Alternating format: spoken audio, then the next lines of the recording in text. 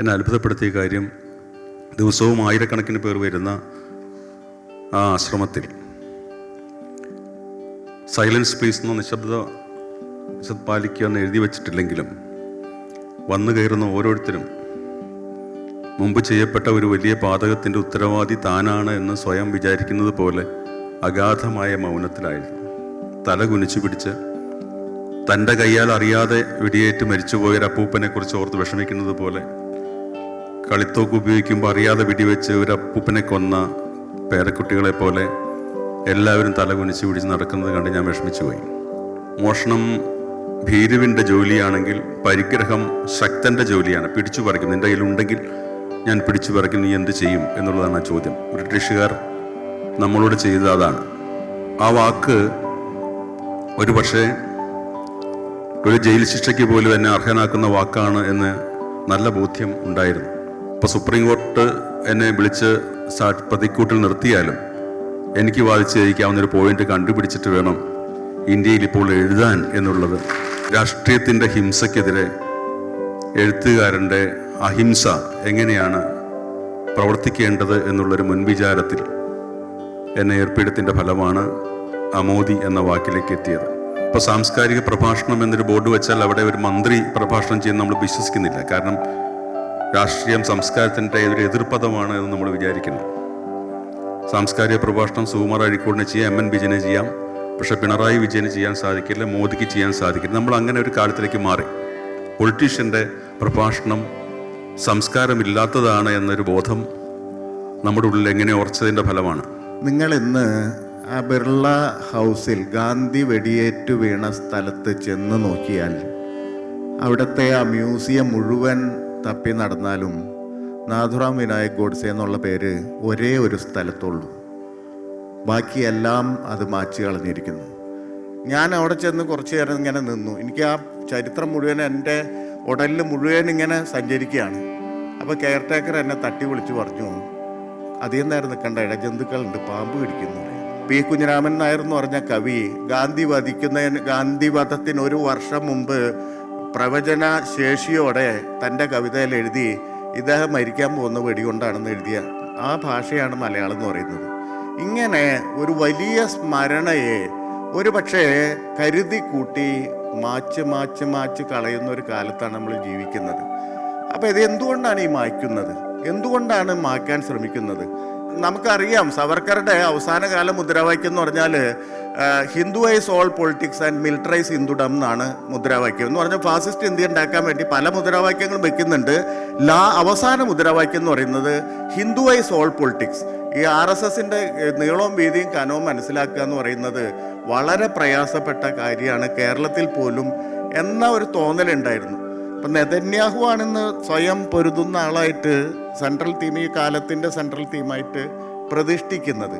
മറിച്ച് ഇപ്പുറത്ത് റെസിസ്റ്റൻസ് എന്ന് പറയുന്ന ആശയം, അല്ലെങ്കിൽ ഈ ദൈവശാസ്ത്രത്തിനപ്പുറം ഹിസ്റ്റോറിക് ആയിട്ടുള്ളൊരു പ്രതലം ഏത് എഴുത്തിനുമുണ്ട്. എന്ന് പറഞ്ഞാൽ ചരിത്രം എന്ന് പറയുന്നത് മാത്രമേ നമുക്ക് ആശ്രയിക്കാനുള്ളൂ. Read and translate it into all languages and all silences. അതാണ് നമ്മൾ വായിക്കേണ്ടതും എല്ലാ ഭാഷകളിലേക്കും തർജ്ജമ ചെയ്യേണ്ടതും. Write where yourself is buried. നിങ്ങളെ തന്നെ എവിടെ കുഴിച്ചിട്ടിരിക്കുന്നു എന്ന് എഴുതുക എന്ന് വായിക്കുമ്പോൾ, അവിടെ വീട്ടിൽ വന്നൊരു കുട്ടിയോട് ടീച്ചറെ പിറന്നാളല്ലേ, ടീച്ചർ സദ്യ ഒന്നും ഒരുക്കിയില്ലേന്ന് ചോദിച്ചപ്പോൾ ആ ടീച്ചർ കാഷ്വലായിട്ട് ഒരു മറുപടി പറയുന്നു, ഗാസയിൽ ഇത്രയും കുട്ടികൾ മരിക്കുമ്പോൾ എനിക്ക് ചോറ് ഇറങ്ങുന്നില്ല കുട്ടി എന്ന് പറയുന്നു. ഇത് കേൾക്കുന്ന കുട്ടി വിചാരിക്കുന്നത് എന്താ?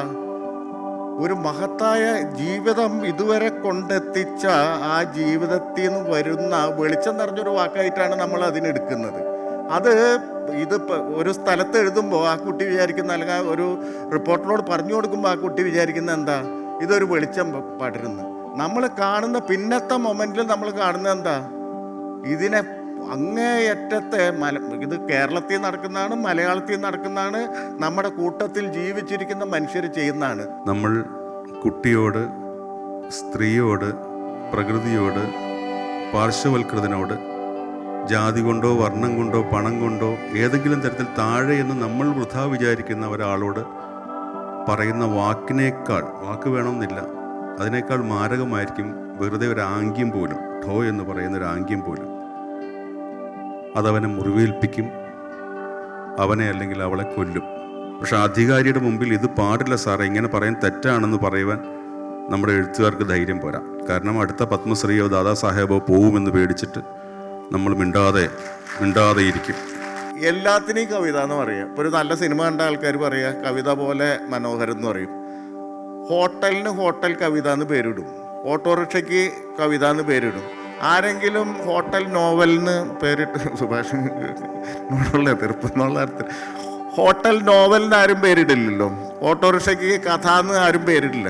അപ്പം ഇതാണ് കവിത എഴുതുന്ന ആളുടെ ഏറ്റവും വലിയ പ്രശ്നം. നമ്മുടെ മനുഷ്യ ജീവിതം ഇങ്ങനെ ഇൻ്റലിജൻസ് കൊണ്ട് മാത്രം മുന്നോട്ട് പോകുന്ന ഒന്നല്ല. ആർട്ടിഫിഷ്യൽ ഇൻ്റലിജൻസിൻ്റെ ഒപ്പം തന്നെ പ്രധാനമാണ് ഹ്യൂമൻ സ്റ്റുപ്പിഡിറ്റി എന്നുള്ളത്. വളരെ പ്രധാനപ്പെട്ടൊരു ചിന്തയാണ്. നിങ്ങൾ എത്ര അധികാരം, എത്ര സെൻസർഷിപ്പ് ഇട്ടാലും അതിൻ്റെ ഉള്ളിലെ ഒരു ദ്വാരത്തിൽ കൂടെ നിങ്ങൾ കടത്തും സത്യത്തിന്.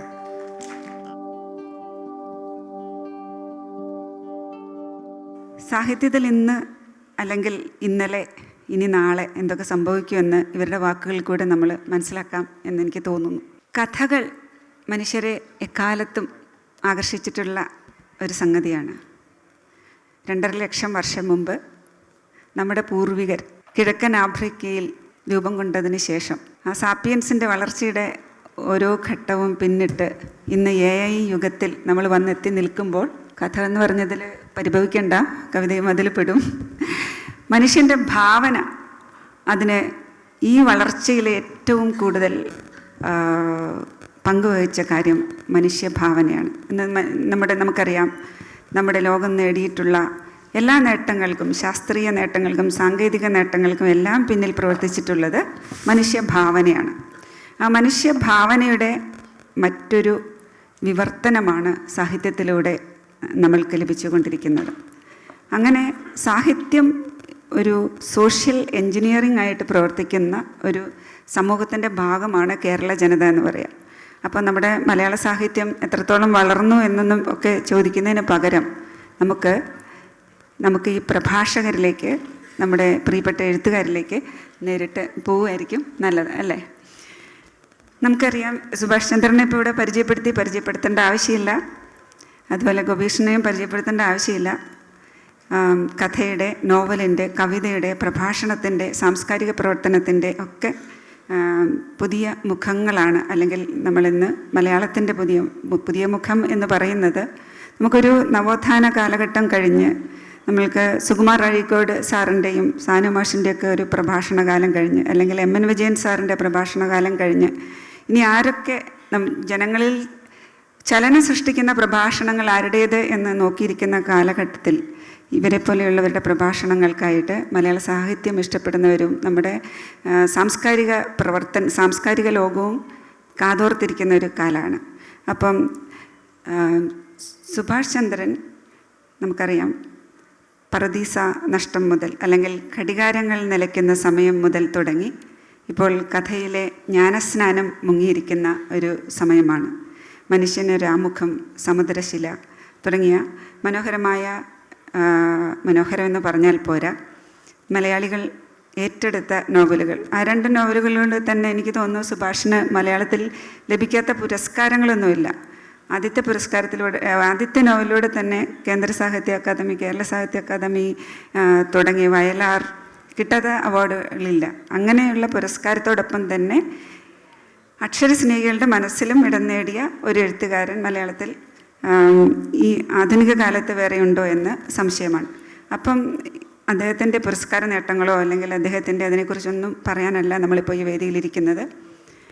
ഞാനിപ്പോൾ ആദ്യം ചോദിക്കാൻ ആഗ്രഹിക്കുന്നത്, ഇപ്പം നമ്മൾ അഹിംസ, അസ്തേയം, അപരിഗ്രഹം എന്ന് പറയുന്ന 3 വാക്കുകൾക്കൊപ്പം സുഭാഷ് ചന്ദ്രൻ ഈ അടുത്ത കാലത്ത് നമ്മുടെ മലയാളത്തിന് സംഭാവന ചെയ്ത ഒരു വാക്കാണ് അമോദി.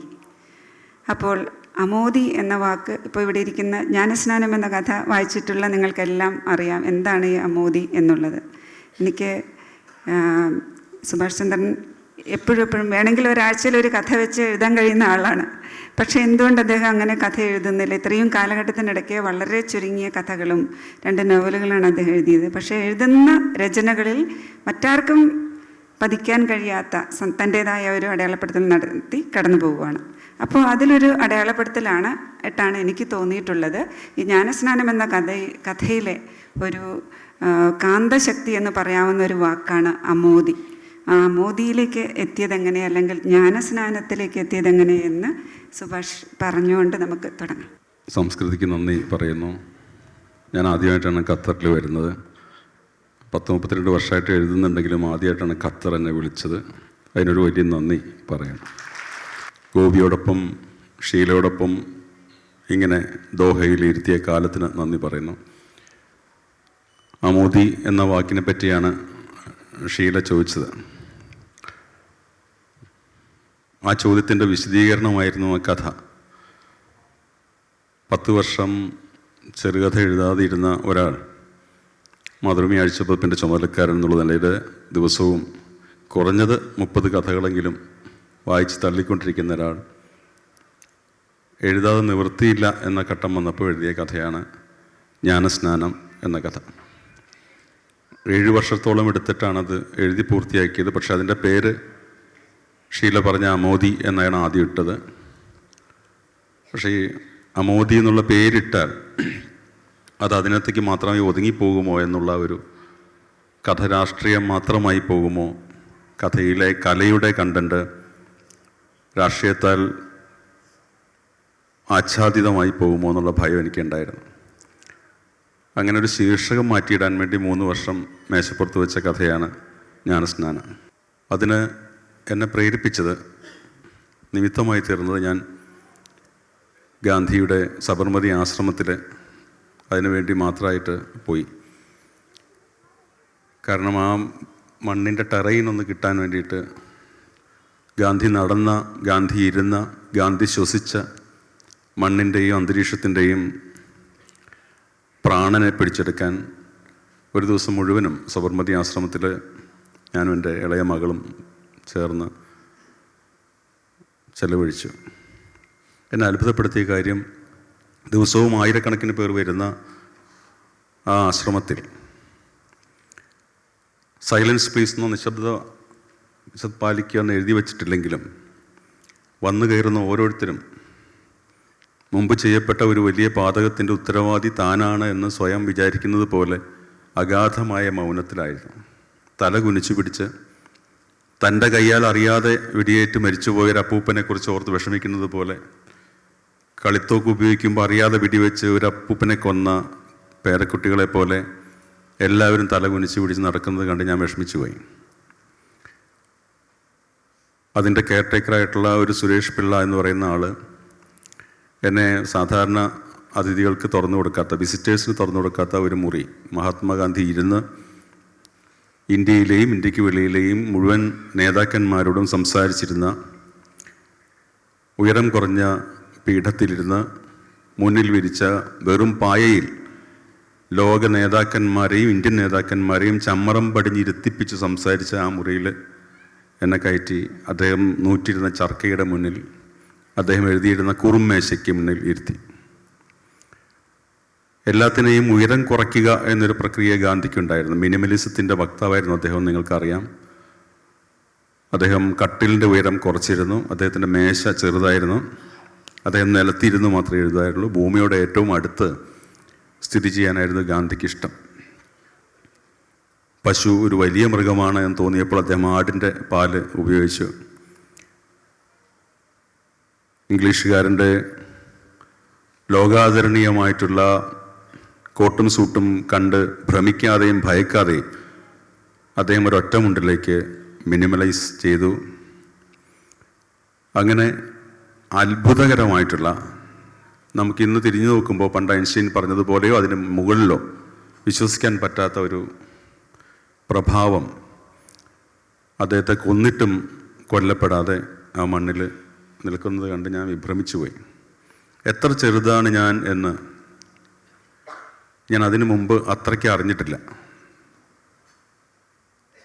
നിശബ്ദനാക്കിയ, വെടിവെച്ച് കൊന്ന ഒരു മനുഷ്യൻ 1000 ഇരട്ടിയായി 10,000 ഇരട്ടിയായി അവിടെ ഇങ്ങനെ ജ്വലിച്ച് നിൽക്കുന്നത് കണ്ട് ഭയന്നുപോയി. അപ്പോഴാണ് അദ്ദേഹം ഇന്ത്യൻ രാഷ്ട്രീയത്തിന് സംഭാവന ചെയ്ത 3 വാക്കുകൾ എൻ്റെ മനസ്സിലേക്ക് വന്നതും ഷീല പറഞ്ഞതുപോലെ അഹിംസ, ഹിംസ എന്ന വാക്കിൻ്റെ മുന്നിൽ ആ എന്ന പ്രശ്ലേഷം ചേർത്ത് അതിൻ്റെ നെഗറ്റീവ് ഉണ്ടാക്കിയിട്ട് അഹിംസ. സാധാരണ വിപരീത പദങ്ങൾ ഉണ്ടാക്കുന്നത് നേരത്തെ ഉച്ചരിച്ച നെഗറ്റീവ് എന്ന പദം പോലെ ഒരു നെഗറ്റീവ് ധ്വനി കിട്ടിക്കാൻ വേണ്ടിയിട്ടാണ് സാധാരണ ചെയ്യുക. പക്ഷെ അദ്ദേഹം സമൂഹത്തിൽ ധാരാളമായി ഉപയോഗിക്കപ്പെട്ടിരുന്ന നെഗറ്റീവ് ശബ്ദങ്ങളെ എടുത്ത് ആ ചേർത്ത് പോസിറ്റീവാക്കിയാണ് ചെയ്തത്. ഒരു വിപരീത പ്രവർത്തനമായിരുന്നു. ഹിംസ എന്ന് നമ്മൾ ധാരാളം കേട്ടിരുന്ന ഒന്നിൻ്റെ മുമ്പിൽ അദ്ദേഹം ആ ചേർത്ത് അഹിംസയാക്കി. സ്തേയം എന്ന് വെച്ചാൽ മോഷണമാണ് സംസ്കൃതത്തിൽ. അതിനെ ആ ചേർത്ത് അസ്തേയമാക്കി, മോഷ്ടിക്കരുത്. ഇതിനെല്ലാം വലിയ അർത്ഥങ്ങളാണ്. വെറുതെ രാത്രി ഓടളക്കി മോഷ്ടിക്കുന്നതിനെ പറ്റിയല്ല ഗാന്ധി വിവക്ഷിച്ചത്. ഹിംസ എന്ന് വെച്ചാൽ കത്തിയെടുത്ത് കുത്തുന്നതിനെ പറ്റി മാത്രമല്ല വിവക്ഷിച്ചത്. പരിഗ്രഹം എന്ന് വെച്ചാൽ പിടിച്ചുപറിയാണ്. അത് മോഷണത്തിൽ നിന്ന് വ്യത്യസ്തമാണ്. മോഷണം ഭീരുവിൻ്റെ ജോലിയാണെങ്കിൽ പരിഗ്രഹം ശക്തൻ്റെ ജോലിയാണ്. പിടിച്ചു പറിക്കും. നിൻ്റെ കയ്യിലുണ്ടെങ്കിൽ ഞാൻ പിടിച്ചു പറിക്കും, നീ എന്ത് ചെയ്യും എന്നുള്ളതാണ് ആ ചോദ്യം. ബ്രിട്ടീഷുകാർ നമ്മളോട് ചെയ്തത് അതാണ്. നമ്മളെ മോഷ്ടിക്കുകയല്ല, ഇന്ത്യക്കാരനെ മോഷ്ടിക്കുകയല്ല, ഇന്ത്യയെ മോഷ്ടിക്കുകയല്ല ബ്രിട്ടീഷുകാർ ചെയ്തത്, ഇന്ത്യയെ പിടിച്ചു പറിക്കുകയാണ് ചെയ്തത്. പരിഗ്രഹത്തിൻ്റെ മുന്നിൽ ആ ചേർത്ത അപരിഗ്രഹം ഉണ്ടാക്കിയ ഗാന്ധി ഇന്ന് ജീവിച്ചിരിപ്പുണ്ടെങ്കിൽ അങ്ങനെ ആ ചേർത്ത് ഉണ്ടാക്കാവുന്ന ഒരു എതിർപദം എന്ന സങ്കല്പത്തിൽ നിന്നാണ് അമോദി എന്ന വാക്കിലേക്ക് എത്തിയത്. ആ വാക്ക് ഒരു പക്ഷേ ഒരു ജയിൽ ശിക്ഷയ്ക്ക് പോലും എന്നെ അർഹനാക്കുന്ന വാക്കാണ് എന്ന് നല്ല ബോധ്യം ഉണ്ടായിരുന്നു. ബുദ്ധിമാനായ ഒരു മനുഷ്യൻ എന്നുള്ള നിലയ്ക്ക്, ജയിലിൽ നിന്ന് തൽക്കാലം മാറി നിൽക്കാനുള്ള ഒരു ശ്രമം എന്ന നിലയ്ക്ക് ഞാൻ കുറേ കാലം പരിശ്രമിച്ചതിൻ്റെ ഫലമായിട്ടാണ് അതിൻ്റെ ആ മാപ്പ് റൂട്ടിൽ, ദണ്ഡി യാത്രയുടെ മാപ്പ് റൂട്ടിൽ 24 ദിവസം കൊണ്ട് അവസാനിച്ച 1930 മാർച്ച് 14 മുതൽ ഏപ്രിൽ വരെ നീണ്ടുനിന്ന വലിയ മാർച്ചിൽ അദ്ദേഹം കടന്നു പോകുന്ന പ്രധാനപ്പെട്ട ഗ്രാമങ്ങളിൽ ഒന്നിൻ്റെ പേര് 24 ദിവസത്തെ മാർച്ചിൻ്റെ നടുക്ക് 12-ാം ദിവസം അദ്ദേഹം വിശ്രമിച്ച ഗ്രാമത്തിൻ്റെ പേര് അമോദ് ആണ് എന്ന് കണ്ടെത്തുന്നത്. അത് കാലം, ചരിത്രം, ഭൂമിശാസ്ത്രം മലയാളത്തിലൊരു എഴുത്തുകാരന് വേണ്ടി അവിടെ പണ്ടേ സ്ഥാപിച്ചതായിരിക്കണം എന്ന് ഞാൻ കരുതുന്നു. ഗുജറാത്തിൽ നിന്ന് വന്ന ആളെ ഗുജറാത്തി എന്ന് വിളിക്കുന്നത് പോലെ, കാശ്മീരിൽ നിന്ന് വന്ന ആളെ കാശ്മീരി എന്ന് വിളിക്കുന്നത് പോലെ, അമോദിൽ നിന്ന് വന്ന ആളെ അമോദി എന്നും വിളിക്കാം. ഇപ്പോൾ സുപ്രീം കോർട്ട് എന്നെ വിളിച്ച് പ്രതിക്കൂട്ടിൽ നിർത്തിയാലും എനിക്ക് വാദിച്ച് ജയിക്കാവുന്നൊരു പോയിന്റ് കണ്ടുപിടിച്ചിട്ട് വേണം ഇന്ത്യയിൽ ഇപ്പോൾ എഴുതാൻ എന്നുള്ളത്. രാഷ്ട്രീയത്തിൻ്റെ ഹിംസയ്ക്കെതിരെ എഴുത്തുകാരൻ്റെ അഹിംസ എങ്ങനെയാണ് പ്രവർത്തിക്കേണ്ടത് എന്നുള്ളൊരു മുൻവിചാരത്തിൽ എന്നെ ഏർപ്പെടുത്തിൻ്റെ ഫലമാണ് അമോദി എന്ന വാക്കിലേക്ക് എത്തിയത്. മഹാത്മാഗാന്ധി യേശുവിനെയാണ് ഏറ്റവും അധികം പിൻപറ്റിയതെന്ന് നമുക്ക് ചരിത്രം വായിക്കുമ്പോൾ അറിയാം. ഇന്ത്യയിലെ അക്കാലത്തെ ഏറ്റവും മഹാന്മാരായ കവികളിൽ ഒരാളായിട്ടുള്ള സാക്ഷാൽ വള്ളത്തോൾ നാരായണ മേനോൻ കലാമണ്ഡലത്തിൻ്റെ ഒരു ചടങ്ങിൽ നെഹ്റു ഇരിക്കേണ്ടുന്ന വലിയ സിംഹാസനം പോലെ ഉള്ള സീറ്റിൽ സ്വയം ഉപവിഷ്ടനായിട്ടുള്ള വള്ളത്തോൾ എന്ന മഹാകവി ലോകത്തെങ്ങുമില്ലാത്തൊരു അത്ഭുതം ചെയ്തത്, എൻ്റെ ഗുരുനാഥൻ എന്ന് പറഞ്ഞ് അദ്ദേഹം ഒരു കവിത എഴുതിയപ്പോൾ അത് പൂർവ്വസൂരികളായ ഏതെങ്കിലും കവികുല ഗുരുക്കന്മാരെ പറ്റിയല്ല, കാളിദാസിനെ പറ്റിയോ ഭാസിനെ പറ്റിയോ ഷേക്സ്പിയറെ പറ്റിയോ അല്ല വള്ളത്തോൾ എൻ്റെ ഗുരുനാഥൻ എന്ന് വിളിച്ചത്, ഒരു രാഷ്ട്രീയ നേതാവിനെയാണ്. ഇന്നിപ്പോൾ ഗോപീകൃഷ്ണൻ എൻ്റെ ഗുരുനാഥൻ എന്ന് പറഞ്ഞിട്ട് AK ആൻ്റണിയെ പറ്റി കവിത എഴുതാൻ പോയാൽ എത്രമാത്രം ഹാസ്യം ഉൽപ്പാദിപ്പിക്കുമോ അതിൻ്റെ അത്രയും എതിർധ്രുവത്തിൽ സർവസ്വീകാര്യമായി മഹാകവി വള്ളത്തോൾ നാരായണ മേനോൻ എൻ്റെ ഗുരുനാഥൻ എന്ന് പറഞ്ഞെഴുതിയത് ഒരു കവിയെ പറ്റിയല്ല, ഒരു ആർട്ടിസ്റ്റിനെ പറ്റിയല്ല, ഒരു പൊളിറ്റിക്കൽ ലീഡറിനെ പറ്റിയാണ് എന്നുള്ളത് അത്ഭുതകരമായ കാര്യമാണ്. അത്രയും ഇപ്പോൾ സാംസ്കാരിക പ്രഭാഷണം എന്നൊരു ബോർഡ് വെച്ചാൽ അവിടെ ഒരു മന്ത്രി പ്രഭാഷണം ചെയ്യുന്ന നമ്മൾ വിശ്വസിക്കുന്നില്ല. കാരണം രാഷ്ട്രീയം സംസ്കാരത്തിൻ്റെ ഒരു എതിർപദമാണ് എന്ന് നമ്മൾ വിചാരിക്കുന്നു. സാംസ്കാരിക പ്രഭാഷണം സുകുമാർ അഴീക്കോടിനെ ചെയ്യാം, MN വിജയനെ ചെയ്യാം, പക്ഷേ പിണറായി വിജയന് ചെയ്യാൻ സാധിക്കില്ല, മോദിക്ക് ചെയ്യാൻ സാധിക്കില്ല. നമ്മൾ അങ്ങനെ ഒരു കാലത്തിലേക്ക് മാറി. പൊളിറ്റീഷ്യൻ്റെ പ്രഭാഷണം സംസ്കാരമില്ലാത്തതാണ് എന്നൊരു ബോധം നമ്മുടെ ഉള്ളിൽ എങ്ങനെ ഉറച്ചതിൻ്റെ ഫലമാണ്. എന്നാൽ നോക്കൊരു വലിയ കവി എൻ്റെ ഗുരുനാഥൻ എന്ന് പേരിട്ടൊരു കവിത എഴുതിയപ്പോൾ അതിനകത്ത് അതിന് മുമ്പ് ലോകത്തിന് വഴിവിളക്കായ ഒരുപാട് മഹാപ്രജ്ഞകളെ സ്മരിക്കുമ്പോൾ അതിനകത്ത് ആദ്യം പറയുന്ന പേര് യേശു ക്രിസ്തുവിനെയാണ്. ക്രിസ്തുവിൻ പരിത്യാഗശീലവും സാക്ഷാൽ ബുദ്ധനാം ഭഗവാന്റെ ധർമ്മരക്ഷോപായവും ബുദ്ധൻ്റെ അഹിംസയും രന്തിദേവൻ്റെ ദയാവായ്പും ശ്രീശങ്കരനുള്ള ബുദ്ധിശക്തിയും മുഹമ്മദിന് സ്ഥൈര്യവും ചേർന്നൊരാളിൽ കാണണമെങ്കിൽ ചെല്ലുവിൻ നിങ്ങളൻ ഗുരുവിൻ നികടത്തിൽ, അല്ലായെങ്കിൽ അവിടുത്തെ ചരിത്രവും വായിക്കുവിൻ എന്നാണ്. അതിനകത്ത് ആദ്യത്തെ പേര് ക്രിസ്തുവിൻ എന്നാണ്. അപ്പോൾ ക്രിസ്തുവിനെ ഇന്ത്യയുടെ ദീർഘമായ ചരിത്രം, ഇന്ത്യയുടെ പൊളിറ്റിക്സ്, ഹിന്ദു, ഇന്ത്യു, ഇസ്ലാം എന്ന് പുതിയ കാലം നമ്മളെ വീണ്ടും വീണ്ടും ഓർമ്മിപ്പിക്കുകയും ഭയപ്പെടുത്തുകയും ചെയ്യുമ്പോൾ ഈ കഥയിൽ ഒരു ക്രിസ്തു സാന്നിധ്യം വേണം എന്നുള്ള ആഗ്രഹത്തിൻ്റെ പുറത്ത് ആലോചിച്ചപ്പോഴാണ് മഹാത്മാഗാന്ധി ദണ്ഡിയിൽ ഉപ്പ് സത്യാഗ്രഹം, ഉപ്പ് കുറുക്കുന്നതിന് തൊട്ട് മുമ്പ് കടലിൽ കുളിച്ചിട്ടുണ്ടാകാം എന്ന് ഊഹിച്ചതും ചരിത്രം നോക്കുമ്പോൾ അങ്ങനെയുണ്ട്. 5 മണിക്ക് അദ്ദേഹം കടലിൽ ഇറങ്ങി കുളിച്ചിട്ട് വന്നിട്ടാണ് ഉപ്പ് വാരുന്നത്. മഹാത്മാഗാന്ധിയെ ക്രിസ്തുത്വത്തിലേക്ക് ജ്ഞാനസ്നാനം, മാമോദിസ ചെയ്യണമെങ്കിൽ അതിന് സാധാരണ മാമോദിസ തൊട്ടികളും മതിയാവുകയില്ല. ഇന്ത്യൻ മഹാസമുദ്രം തന്നെ വേണ്ടിവരും, അല്ലെങ്കിൽ ഗുജറാത്തിൻ്റെ തീരത്തെ ആ മഹാസമുദ്രം വേണ്ടിവരും എന്നുള്ള തോന്നലിൽ നിന്നാണ് ആ കഥയ്ക്ക് ജ്ഞാനസ്നാനം എന്ന് അമോദി വെട്ടി പേര് മാറ്റിയിട്ടത്.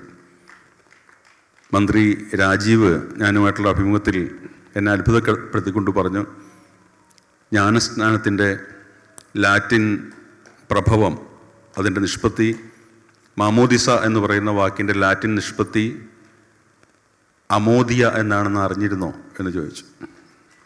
മാമോദിസ എന്നുള്ളത് അമോദിയ, കുളി എന്നുള്ള വാക്കിൽ നിന്ന് ഉൽപ്പാദിപ്പിച്ചതാണ്.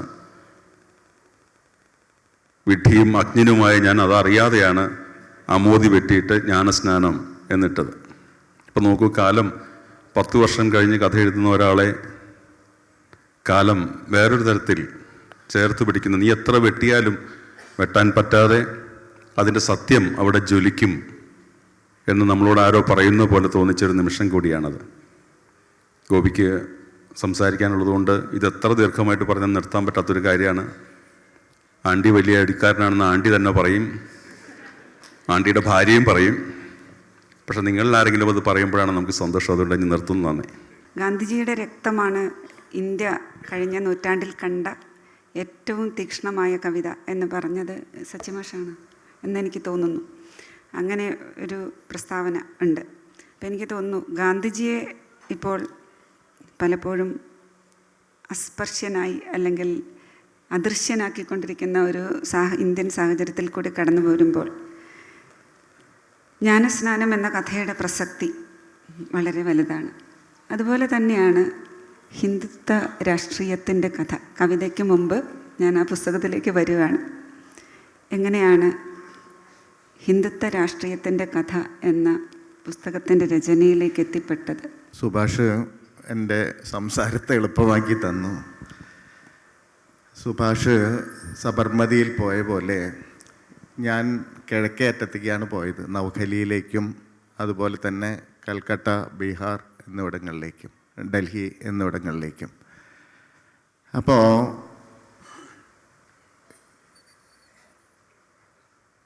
ഡൽഹിയിൽ നിങ്ങൾക്കെല്ലാവർക്കും അറിയാം, അവിടെ ബിർള ഹൗസിലാണ് ഗാന്ധി ഹേറാം എന്ന് പറഞ്ഞ് വീണ സ്ഥലം. അവിടെ ആ ചോരത്തുള്ളികൾ പുരണ്ട മണ്ണ് നാഷണൽ മ്യൂസിയത്തിൽ എടുത്തു വച്ചിട്ടുണ്ട്. നിങ്ങളിന്ന് ആ ബിർള ഹൗസിൽ ഗാന്ധി വെടിയേറ്റു വീണ സ്ഥലത്ത് ചെന്ന് നോക്കിയാൽ അവിടുത്തെ ആ മ്യൂസിയം മുഴുവൻ തപ്പി നടന്നാലും നാഥുറാം വിനായക് ഗോഡ്സെ എന്നുള്ള പേര് ഒരേ ഒരു സ്ഥലത്തുള്ളൂ. ബാക്കിയെല്ലാം അത് മായ്ച്ചു കളഞ്ഞിരിക്കുന്നു. ബാക്കി സ്ഥലങ്ങളിൽ അത് ഉപയോഗിക്കേണ്ടി വന്നാൽ അവിടെ അസാസിൻ എന്ന് പറയുന്ന, ഘാതകൻ എന്ന് പറയുന്ന ഒരു പേരില്ലാത്ത ഒരു സംഗതിയാണ് എഴുതിയിട്ടുള്ളത്. അപ്പോൾ ഞാനവിടെ സഞ്ചരിച്ചപ്പോൾ നമുക്കറിയാവുന്ന പോലെ ചരിത്രം കുറച്ച് വായിച്ച് പഠിക്കാൻ ശ്രമിച്ചിട്ടുള്ളത് കൊണ്ട് ഈ ഗാന്ധി വധിക്കപ്പെടുന്നതിന് 10 ദിവസം മുമ്പ്, അതായത് ജനുവരി 20-ന് ഗാന്ധിയെ കൊല്ലാൻ ഒരു ശ്രമം നടത്തി. ഗാന്ധിയെ കൊല്ലാൻ ശ്രമം നടത്തിയപ്പോൾ അതിനുള്ളിൽ ഉൾപ്പെട്ട ഒരാൾ, ഈ പറയുന്ന കൂട്ടത്തിൽ ഒരാൾ ബോംബ് വെച്ചിട്ട് അവിടെ ഒരു മതിൽ തകർക്കുന്നുണ്ട്. അപ്പോൾ ആ മതിൽ എവിടെയെന്ന് സ്വാഭാവികമായിട്ട് നമ്മൾ അന്വേഷിക്കും. ആ മതിൽ കാണാനില്ല, ബിർള ഹൗസിൽ ആ സംഗതിയേ ഇല്ല. അപ്പം ഞാൻ അവിടുത്തെ ഡയറക്ടറോട് ചെന്ന് ചോദിച്ചു, ഇങ്ങനെ മദൻലാൽ പഹുവ അന്ന് ഈ ഗൺകോട്ടൺ സ്ലാബ് വെച്ച് പൊട്ടിച്ച മതിൽ, തകർന്നു പോയ മതിൽ എവിടെയാണെന്ന് ചോദിച്ചപ്പോൾ അയാൾ അന്തം വിട്ട് എൻ്റെ മുഖത്ത് നോക്കി, എന്നിട്ട് പറഞ്ഞു, അങ്ങനെ ഒരു സംഭവം ഇവിടെ നടന്നിട്ടില്ല, നിങ്ങൾ തെറ്റായി ധരിച്ചിരിക്കുകയാണ് എന്ന് പറഞ്ഞു. ഞാൻ ഒന്നും മിണ്ടാതെ മടങ്ങിപ്പോന്നു. ഈ ഗാന്ധി വധത്തിൻ്റെ വിചാരണ നടന്നത് റെഡ് ഫോർട്ടിലാണ്. ഡൽഹിയിലെ ചെങ്കോട്ടയ്ക്കുള്ളിലെ ഒരു കെട്ടിടത്തിൽ വെച്ചിട്ടാണ് സ്പെഷ്യൽ കോർട്ട് പ്രവർത്തിച്ചത്. ആ സ്പെഷ്യൽ കോർട്ടിലാണ് ഈ നാഥറാം വിനായക് ഗോഡ്സെയും നാരായൺ അപ്തേയും VD സവർക്കറൊക്കെ കുറേ ദിവസം അവിടുത്തെ ജയിലിലാണ് കഴിഞ്ഞത്. അപ്പോൾ ഈ വിചാരണ നടന്ന ആ കെട്ടിടത്തിനൊരു പ്രത്യേകത കൂടിയുണ്ട്. അത് ഇന്ത്യ ചരിത്രത്തിലെ പ്രധാനപ്പെട്ട 2 വിചാരണയ്ക്ക് കൂടി സാക്ഷ്യം വഹിച്ച കെട്ടിടമാണ്. ഒന്ന് 1857 ഒന്നാം സ്വാതന്ത്ര്യ സമരത്തിലെ സേനാനികളെ, അവിടെ ബഹദൂർ ഷാ സഫർ ഉൾപ്പെട്ട ആൾക്കാരെ വിചാരണ ചെയ്ത കെട്ടിടം അതാണ്. അതുപോലെ തന്നെ സുഭാഷ് ചന്ദ്രബോസിൻ്റെ INA-ലുണ്ടായിരുന്ന ആ തടവുകാരെ, INA തടവുകാരെ വിചാരണ ചെയ്ത കെട്ടിടം അതാണ്. അവിടെ തന്നെയാണ് ഈ ഗാന്ധി വധത്തിൻ്റെ വിചാരണ നടന്നത്. അപ്പോൾ ആ ഒരുപാട് കെട്ടിടങ്ങൾ ഈ ചെങ്കോട്ടയിലുണ്ട്. നമ്മൾ ഏത് കെട്ടിടമാണെന്ന് തിരിച്ചറിയതേപോലെ അവിടുത്തെ ഡയറക്ടർ പോയി കണ്ടു ചോദിച്ചു, എവിടെയാണ് ഈ കെട്ടിടം എന്ന് ചോദിച്ചപ്പോൾ ഒരാൾ പറയുന്ന പോലെ, എന്ന് പറഞ്ഞാൽ ബിർള ഹൗസിൽ ഇരുന്ന അതേ ഡയറക്ടർ പറയുന്ന പോലെ ഇപ്പുറത്ത് വേറൊരാളുടെ വായിൽ കൂടെ അതേ വാക്കുകൾ തന്നെ വരുന്നു. ഇങ്ങനെ എനിക്ക് ഇങ്ങനെ നടന്നതായിട്ട് അറിയില്ല, നിങ്ങൾക്ക് കിട്ടിയ തെറ്റായ ഇൻഫർമേഷൻ ആയിരിക്കും ഇതെന്ന് പറയുന്നു. ഷോധ്പൂരിൽ ഗാന്ധി സെക്കൻഡ് ഹോം എന്ന് വിളിച്ചിരുന്ന ഈ സബർമതി ആശ്രമം പോലെ തന്നെ വളരെ പ്രധാനപ്പെട്ട ഒരു സ്ഥലമാണ് ഷോധ്പൂർ ഗാന്ധി ആശ്രമം എന്ന് പറയുന്നത്. ഗാന്ധി എൻ്റെ 2ാം വീട് എന്ന് വിളിച്ചിരുന്ന സ്ഥലമാണ്. അവിടെ സുഭാഷ് പറഞ്ഞ പോലെ ഒരു കുടുസുമുറിയിലിരുന്നാണ് സുഭാഷ് ചന്ദ്രബോസും നെഹ്റുവും ഗാന്ധിയും കൂടിയിട്ട് ആ കോൺഗ്രസിൻ്റെ ഉള്ളിൽ പ്രശ്നം ഉണ്ടായപ്പോൾ ആ കാര്യങ്ങളെക്കുറിച്ച് സംസാരിച്ചത്. ആ മുറി, ഭാഗ്യത്തിന് അതറിയാം, അവിടുത്തെ ഒരു കെയർ ടേക്കർക്ക് അറിയാം. ആ മുറി മരസാമാനങ്ങളെ കൊണ്ട് നിറഞ്ഞ് ഇടിഞ്ഞ് പൊളിഞ്ഞ ഒരു സംഗതിയായിട്ടാണ് നമ്മുടെ മുന്നിൽ കാണുന്നത്. ഞാൻ അവിടെ ചെന്ന് കുറച്ച് നേരം ഇങ്ങനെ നിന്നു. എനിക്ക് ആ ചരിത്രം മുഴുവൻ എൻ്റെ ഉടലിൽ മുഴുവൻ ഇങ്ങനെ സഞ്ചരിക്കുകയാണ്. അപ്പോൾ കെയർ ടേക്കർ എന്നെ തട്ടി വിളിച്ച് പറഞ്ഞു, അധികം നേരം നിൽക്കണ്ട, ഇഴജന്തുക്കളുണ്ട്, പാമ്പ് കടിക്കുമെന്ന് പറയുന്നു. അപ്പോൾ ഇങ്ങനെ ഈ പറയുന്ന തരത്തിൽ വള്ളത്തോൾ എൻ്റെ ഗുരുനാഥൻ എന്ന് പറയുന്ന കവിത എഴുതുന്നു. മലയാളത്തിന് തന്നെ മറ്റൊരു പ്രധാനപ്പെട്ട കവി, നമ്മൾ ഭക്തകവി എന്നൊക്കെ വിളിച്ച് ഒരു മൂലയ്ക്ക് ഇരുത്തിയ P. കുഞ്ഞിരാമൻ നായർ എന്ന് പറഞ്ഞ കവി ഗാന്ധി വധത്തിന് 1 വർഷം മുമ്പ് പ്രവചന ശേഷിയോടെ തൻ്റെ കവിതയിൽ എഴുതി, ഇദ്ദേഹം മരിക്കാൻ പോകുന്ന വെടികൊണ്ടാണെന്ന് എഴുതിയ ആ ഭാഷയാണ് മലയാളം എന്ന് പറയുന്നത്. അപ്പോൾ ആ തരത്തിൽ ഈ പറയുന്ന ഗാന്ധിക്ക് എന്ത് സംഭവിക്കുന്നു പ്രവചിക്കാൻ ശേഷിയുള്ള കവികളുണ്ടായ മലയാളത്തിൽ വരുന്ന ഒരാളെ സംബന്ധിച്ചിടത്തോളം ഇങ്ങനെ ഒരു വലിയ സ്മരണയെ ഒരു പക്ഷേ കരുതി കൂട്ടി മാച്ച് കളയുന്ന ഒരു കാലത്താണ് നമ്മൾ ജീവിക്കുന്നത്. അപ്പോൾ ഇത് എന്തുകൊണ്ടാണ് ഈ മായ്ക്കുന്നത്, എന്തുകൊണ്ടാണ് മായ്ക്കാൻ ശ്രമിക്കുന്നത്? ഇപ്പോൾ ആശിഷ് നന്ദിയൊക്കെ പറയും ഒരു ഒഫീഷ്യൽ ഗാന്ധി എന്ന് പറയുന്നത് സ്വാഭാവികമായിട്ട് ഇന്ത്യയിൽ സംഭവിച്ചതാണ്. എന്ന് പറഞ്ഞാൽ 500-ന്റെ നോട്ടിൽ ഗാന്ധിയുണ്ട്. അതുപോലെ തന്നെ പോലീസ് സ്റ്റേഷനിൽ ആൾക്കാരെ കൊണ്ട് ഇടിക്കുന്ന പോലീസ് സ്റ്റേഷൻ്റെ ചുമരിൽ ഗാന്ധിയുണ്ട്. നഗരത്തിലെ ഏറ്റവും മോശപ്പെട്ട റോഡിന് മഹാത്മാഗാന്ധി റോഡെന്ന് പേരിട്ട ആൾക്കാരാണ് നമ്മൾ. ഇങ്ങനെ ഒരു ഔദ്യോഗിക ഗാന്ധി ഇന്ത്യയിൽ ഉണ്ടായിട്ടുണ്ട്. അല്ലെങ്കിൽ പിന്നെ ഗാന്ധിയെ അതേപടി ആൾദൈവം പോലെ പിന്തുടരുന്ന ആൾക്കാരുണ്ട്. ഗാന്ധി 5 മണിക്ക് ആട്ടുംപാൽ കുടിക്കുമെങ്കിൽ താനും 5 മണിക്ക് ആട്ടുംപാൽ കുടിക്കണം എന്ന് വിചാരിക്കുന്ന തരത്തിൽ ഗാന്ധി വൈകിട്ട് പച്ചക്കറി മാത്രം കഴിക്കുന്നുള്ളെങ്കിൽ താനും പച്ചക്കറി മാത്രം കഴിക്കുള്ളൂ എന്ന് വിചാരിക്കുന്ന ഗാന്ധിയന്മാർ ഉണ്ടായ സ്ഥലമാണ്. പക്ഷേ ഗാന്ധിയുടെ ഒരു വിമതത്വം, ഈ സുഭാഷ് പറഞ്ഞ പോലെ ഈ പറയുന്ന അഹിംസ എന്ന് പറയുന്ന ഒരു സംഗതി, അല്ലെങ്കിൽ അത്തരത്തിൽ നിരവധി സങ്കല്പനങ്ങൾ ഇന്ത്യക്ക് തന്നിട്ടുള്ള ഗാന്ധി ഇന്നില്ല. ആ ഇന്നില്ല എന്ന് പറയുന്നത് ഗാന്ധിയെ വീണ്ടും വീണ്ടും കൊന്നുകൊണ്ടിരിക്കുന്ന ഒരു ഇന്ത്യയിലാണ് ജീവിച്ചിരിക്കുന്നതെന്ന് മനസ്സിലാവുകയാണ്. അപ്പോൾ ഗാന്ധിയിലെ കവി എന്താണ് ഇപ്പോൾ ഈ വള്ളത്തോൾ എൻ്റെ ഗുരുനാഥൻ എഴുതുന്നത്, അല്ലെങ്കിൽ ഗാന്ധിയെ ഗുരുനാഥനായിട്ട് സ്വീകരിക്കുന്നത് എന്നതിൻ്റെ ഒരു പ്രധാനപ്പെട്ട കാര്യമായിട്ട് ഞാൻ വിചാരിക്കുന്നത്, ഗാന്ധിയിലെ ഒരു പോയറ്റിനെ ഒരു പക്ഷേ ഇവരൊക്കെ കണ്ടിട്ടുണ്ടാവും.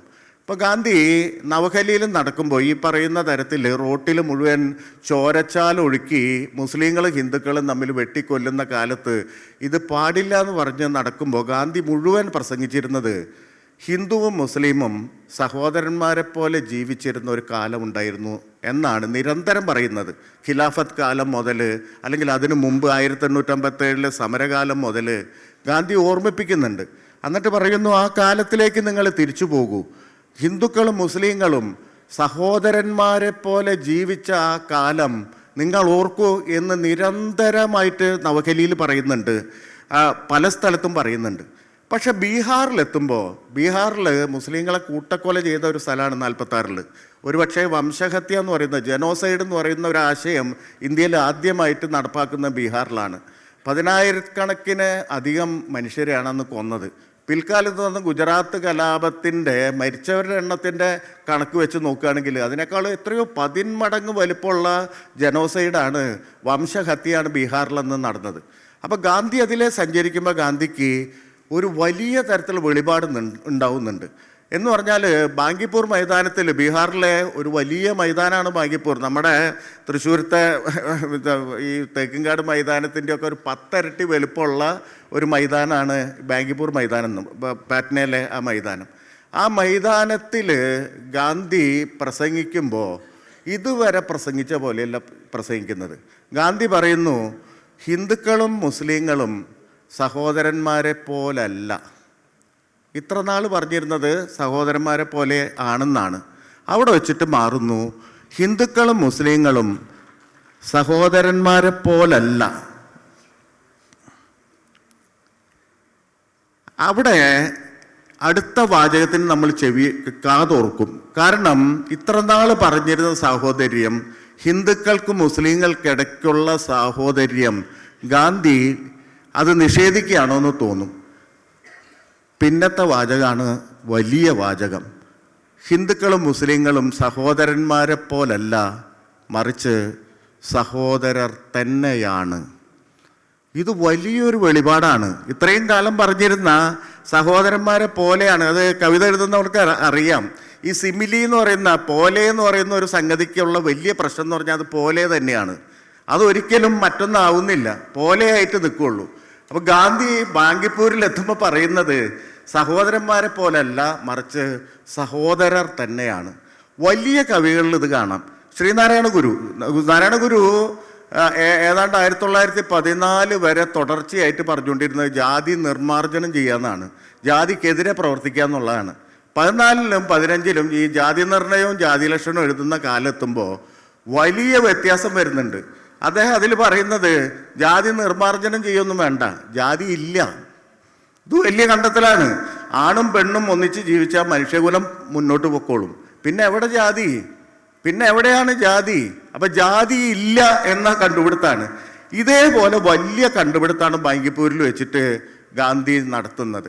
അപ്പം ഈ ഗാന്ധിയെയാണ് ഹിന്ദുക്കളും മുസ്ലിങ്ങളും സഹോദരർ തന്നെയാണെന്ന് പറഞ്ഞ ഗാന്ധിയെയാണ് ഈ കാലം മാച്ചുകൊണ്ടിരിക്കുന്നത്, ഈ കാലം ഇറേസ് ചെയ്തുകൊണ്ടിരിക്കുന്നത്. അതും വളരെ ഒരു പ്രോജക്റ്റ് എന്ന നിലയ്ക്ക് ഗാന്ധിയെ ഇല്ലാതാക്കിക്കൊണ്ടിരിക്കുകയാണ്. അപ്പോൾ ഇത് ബാങ്കിപ്പൂർ മൈതാനത്തിൽ ഞാനിങ്ങനെ ഇതൊക്കെ ആലോചിച്ചിരിക്കുമ്പോൾ ഇവിടെ വലിയ കവാത്ത് നടക്കുകയാണ്. ഈ അഗ്നിവീർ എന്ന് പറയുന്ന ഈ സേനയിൽ ചേരാൻ വേണ്ടിയിട്ട് കുട്ടികളെ പരിശീലിപ്പിക്കുകയാണ്. അപ്പോൾ ഇത് നമുക്കറിയാം, സവർക്കറുടെ അവസാന കാല മുദ്രാവാക്യം എന്ന് പറഞ്ഞാൽ ഹിന്ദുവൈസ് ഓൾ പൊളിറ്റിക്സ് ആൻഡ് മിലിറ്ററൈസ് ഹിന്ദുഡം എന്നാണ് മുദ്രാവാക്യം. എന്ന് പറഞ്ഞാൽ ഫാസിസ്റ്റ് ഇന്ത്യ ഉണ്ടാക്കാൻ വേണ്ടി പല മുദ്രാവാക്യങ്ങളും വെക്കുന്നുണ്ട്. അവസാന മുദ്രാവാക്യം എന്ന് പറയുന്നത് ഹിന്ദുവൈസ് ഓൾ പൊളിറ്റിക്സ്. പൊളിറ്റിക്സിൽ എന്ത് ചെയ്താലും നിങ്ങളത് ഹിന്ദുവൈസ് ചെയ്യുക, അത് ഹിന്ദുവായിട്ട് ഈ ഹിന്ദുമതമായി ബന്ധപ്പെട്ട ഒന്നാക്കി അതിനെ മാറ്റുക.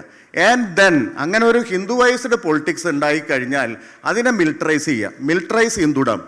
ആ 2 സ്റ്റെപ്പ് എടുത്തു കഴിഞ്ഞാൽ ഹിന്ദു രാഷ്ട്രം സ്ഥാപിതമായി എന്നാണ് പറയുന്നത്. അപ്പോൾ ഈ മിലിറ്ററൈസ് ഹിന്ദുഡാമിൻ്റെ ഭാഗമായിട്ടാണ് ഈ അഗ്നിവീറൊക്കെ കൊണ്ടുവരുന്നത്. 5 കൊല്ലം കൂടുമ്പോൾ ആൾക്കാരിങ്ങനെ സൈനികമായിട്ടുള്ള കാര്യങ്ങൾ പഠിപ്പിച്ച് സമൂഹത്തിലേക്ക് വിടുകയാണ്. ഒരു സന്ദർഭം വന്നാൽ നിങ്ങൾക്ക് സൈന്യം വേണ്ട, ഒരു കൈ കൊട്ടിക്കഴിഞ്ഞാൽ ഇന്ത്യ മുഴുവൻ ഒരു സൈന്യമായിട്ട് ഈ ഹിന്ദു രാഷ്ട്രത്തിൻ്റെ ഭാഗമായിട്ട് തീരും എന്ന് പറയുന്ന ഒരു പ്രോജക്റ്റാണ്. അപ്പോൾ ഇങ്ങനെ ഇതൊക്കെ കണ്ടപ്പോഴാണ് ആക്ച്വലി, അല്ലെങ്കിൽ ആ സമയത്താണ് എനിക്ക് ഈ ഹിന്ദുത്വ രാഷ്ട്രീയത്തിൻ്റെ കഥ എഴുതണം എന്ന് പറയുന്നത്. ഞാൻ 10 കൊല്ലമായിട്ട് അതിൽ ഗവേഷണം നടത്തിക്കൊണ്ട് എന്ന് പറഞ്ഞാൽ എൻ്റെ ഒരു സംതൃപ്തിക്ക് വേണ്ടിയിട്ട്, അല്ലെങ്കിൽ എങ്ങനെയാണ് ഇതിനെ നേരിടുക എന്ന് പറയുന്നത്, ഇതിൻ്റെ നീളവും വീതിയും കനവും മനസ്സിലാക്കണം.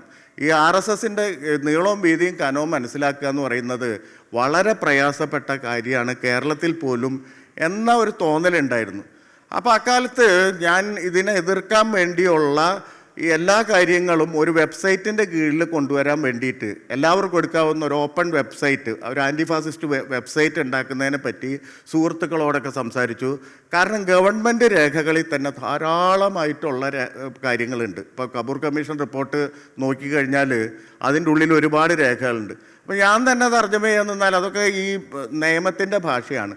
അപ്പോൾ അന്ന് വക്കീലന്മാരോട് സംസാരിക്കും, ഇതൊന്ന് തർജ്ജമ ചെയ്ത് വരണം. അങ്ങനെ എല്ലാവരും കൂടിയിട്ട് ഒരു വെബ്സൈറ്റ് ഉണ്ടാക്കുക എന്നുള്ളതാണ്. നിങ്ങൾക്കറിയാലോ, പലപ്പോഴും നമ്മൾ ഈ അങ്ങനെയൊക്കെ സംസാരിക്കുമെങ്കിലും ഇതൊന്നും നടപ്പിലാവില്ല. കാരണം പലതരം കാര്യങ്ങൾ വ്യാപൃതരായിരിക്കുമ്പോൾ ഇങ്ങനെ ഇതൊക്കെ കുറച്ച് കഴിഞ്ഞാൽ അതൊക്കെ പോവും.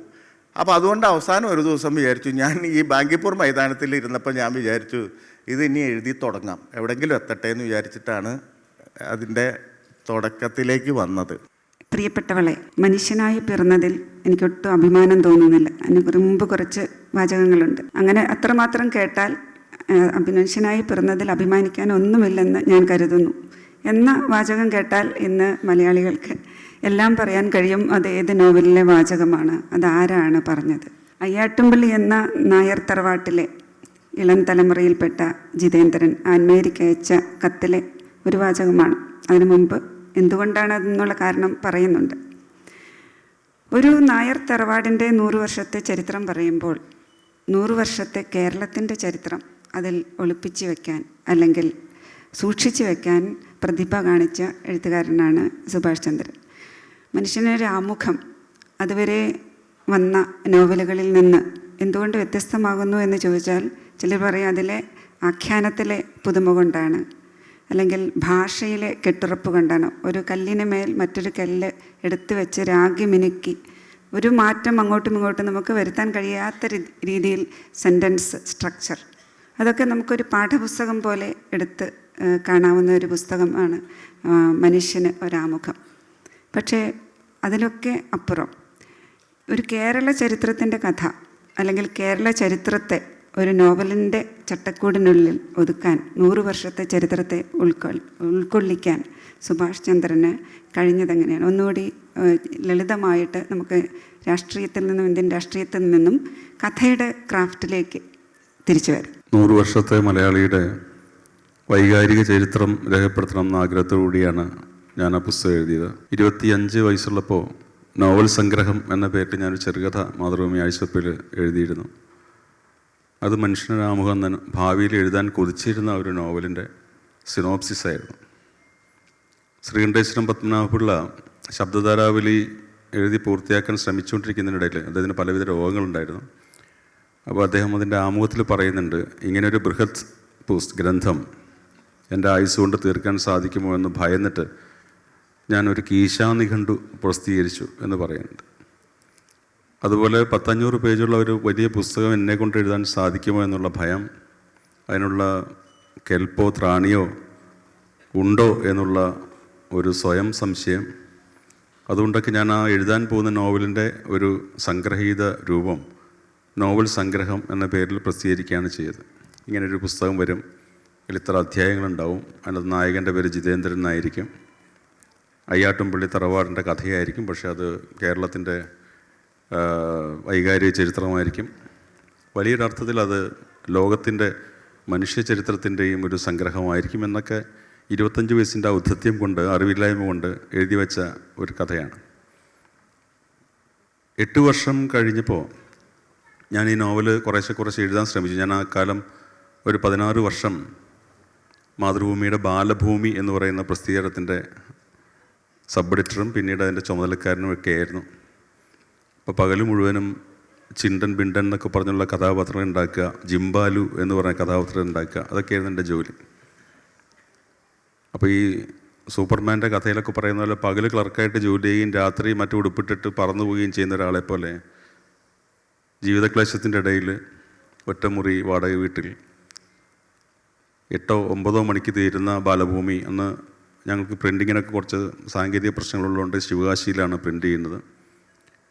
അപ്പോൾ അതിൻ്റെ ഒരുപാട് ദീർഘമായിട്ടുള്ള കുട്ടികൾക്ക് വേണ്ടിയിട്ടുള്ള, ഇതിനെ ചെറുതാക്കി പറയില്ല, കൂടുതൽ ശ്രദ്ധ വേണ്ട ഒരു പണിയാണ്.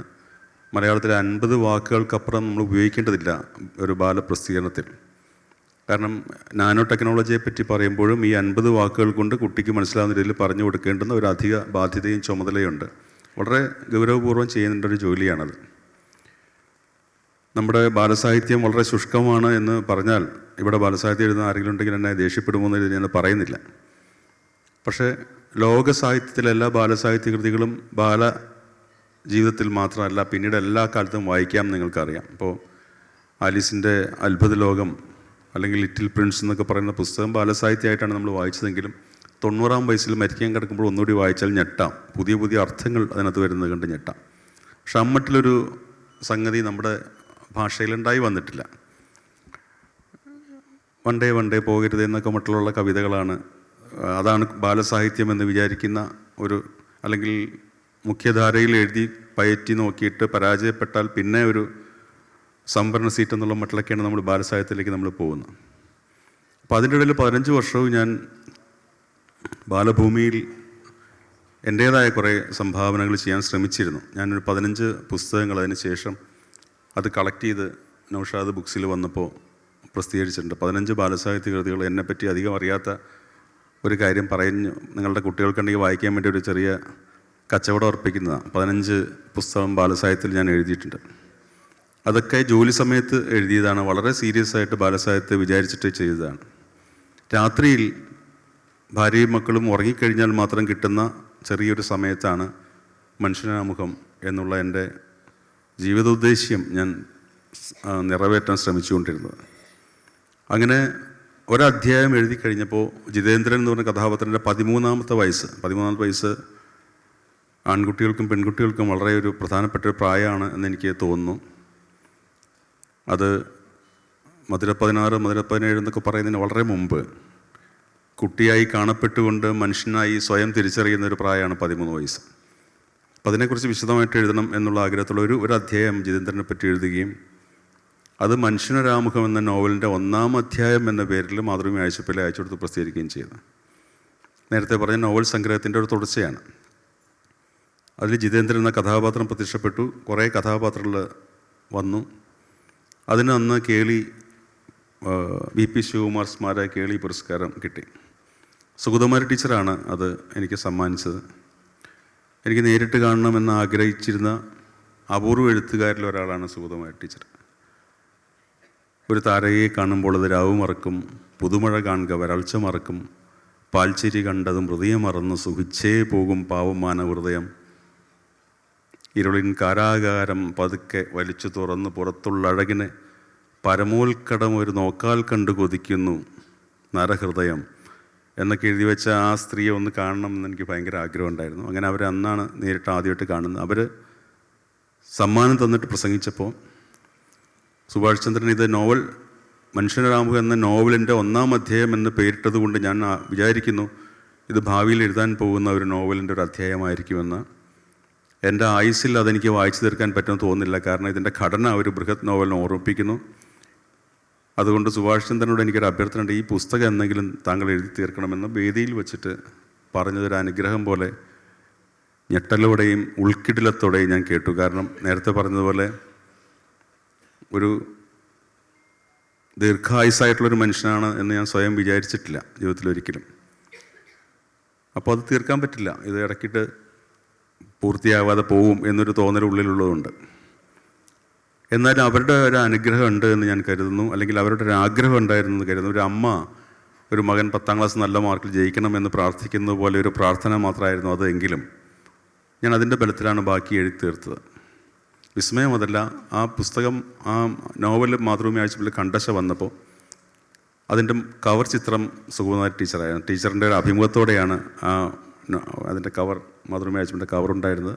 അതിൻ്റെ മുകളിൽ ചെറിയ തലയായിട്ട് സുഭാഷ് ചന്ദ്രൻ്റെ നോവൽ തുടങ്ങുന്നു എന്നുണ്ടായിരുന്നു. അപ്പോൾ ടീച്ചർ അത് കണ്ടിട്ട് എന്നെ വിളിച്ചു. ഞങ്ങളിങ്ങനെ വിളിക്കുന്ന ബന്ധമൊന്നും ഉണ്ടായിരുന്നില്ല, പക്ഷേ മാതൃഭൂമിയിൽ വിളിച്ച് എൻ്റെ നമ്പർ വാങ്ങിച്ചിട്ട് മോനെ അത് കണ്ടു തുടങ്ങിയല്ലേ എന്ന്, വലിയ സന്തോഷമായി എന്ന് പറഞ്ഞപ്പോൾ എനിക്കതൊരു ജീവിതം എവിടെയോ ചെയ്യാനുള്ളത്, കൃതകൃത്യത എന്ന് പറയും മലയാളത്തിൽ, എനിക്ക് ചെയ്യാനുള്ളത് ചെയ്തു എന്നുള്ള ഒരു സന്തോഷം അതെനിക്ക് അനുഭവപ്പെട്ടു എന്നുള്ളത് സത്യമാണ്. നമ്മുടെ കാലഘട്ടത്തിൽ അതാ അദ്ദേഹം എന്ന് ബഹുമാനാദരങ്ങളോടെ, ഉള്ളിൽ തട്ടിയ ആദരങ്ങളോടെ ചൂണ്ടിക്കാണിക്കാൻ ഒരു മനുഷ്യനില്ലാതെ പോകുന്നുവോ എന്നുള്ള ആധി, അല്ലെങ്കിൽ അതാ അവർ എന്നൊരു സ്ത്രീയെ നോക്കി ദൂരെ നടന്നു പോകുമ്പോൾ സ്വന്തം സീറ്റിൽ നിന്ന് എഴുന്നേറ്റ് നിന്ന് നമസ്കരിക്കാൻ തോന്നുന്ന മട്ടിൽ വലിപ്പമുള്ള ഒരു സ്ത്രീയോ പുരുഷനോ നമ്മുടെ സമൂഹത്തിൽ ഇല്ലാതെ പോകുന്നു എന്നുള്ള ആധി, അതാണ് എന്നെ സത്യത്തിൽ അങ്ങനെ ഒരു പുസ്തകം എഴുതിച്ചത്.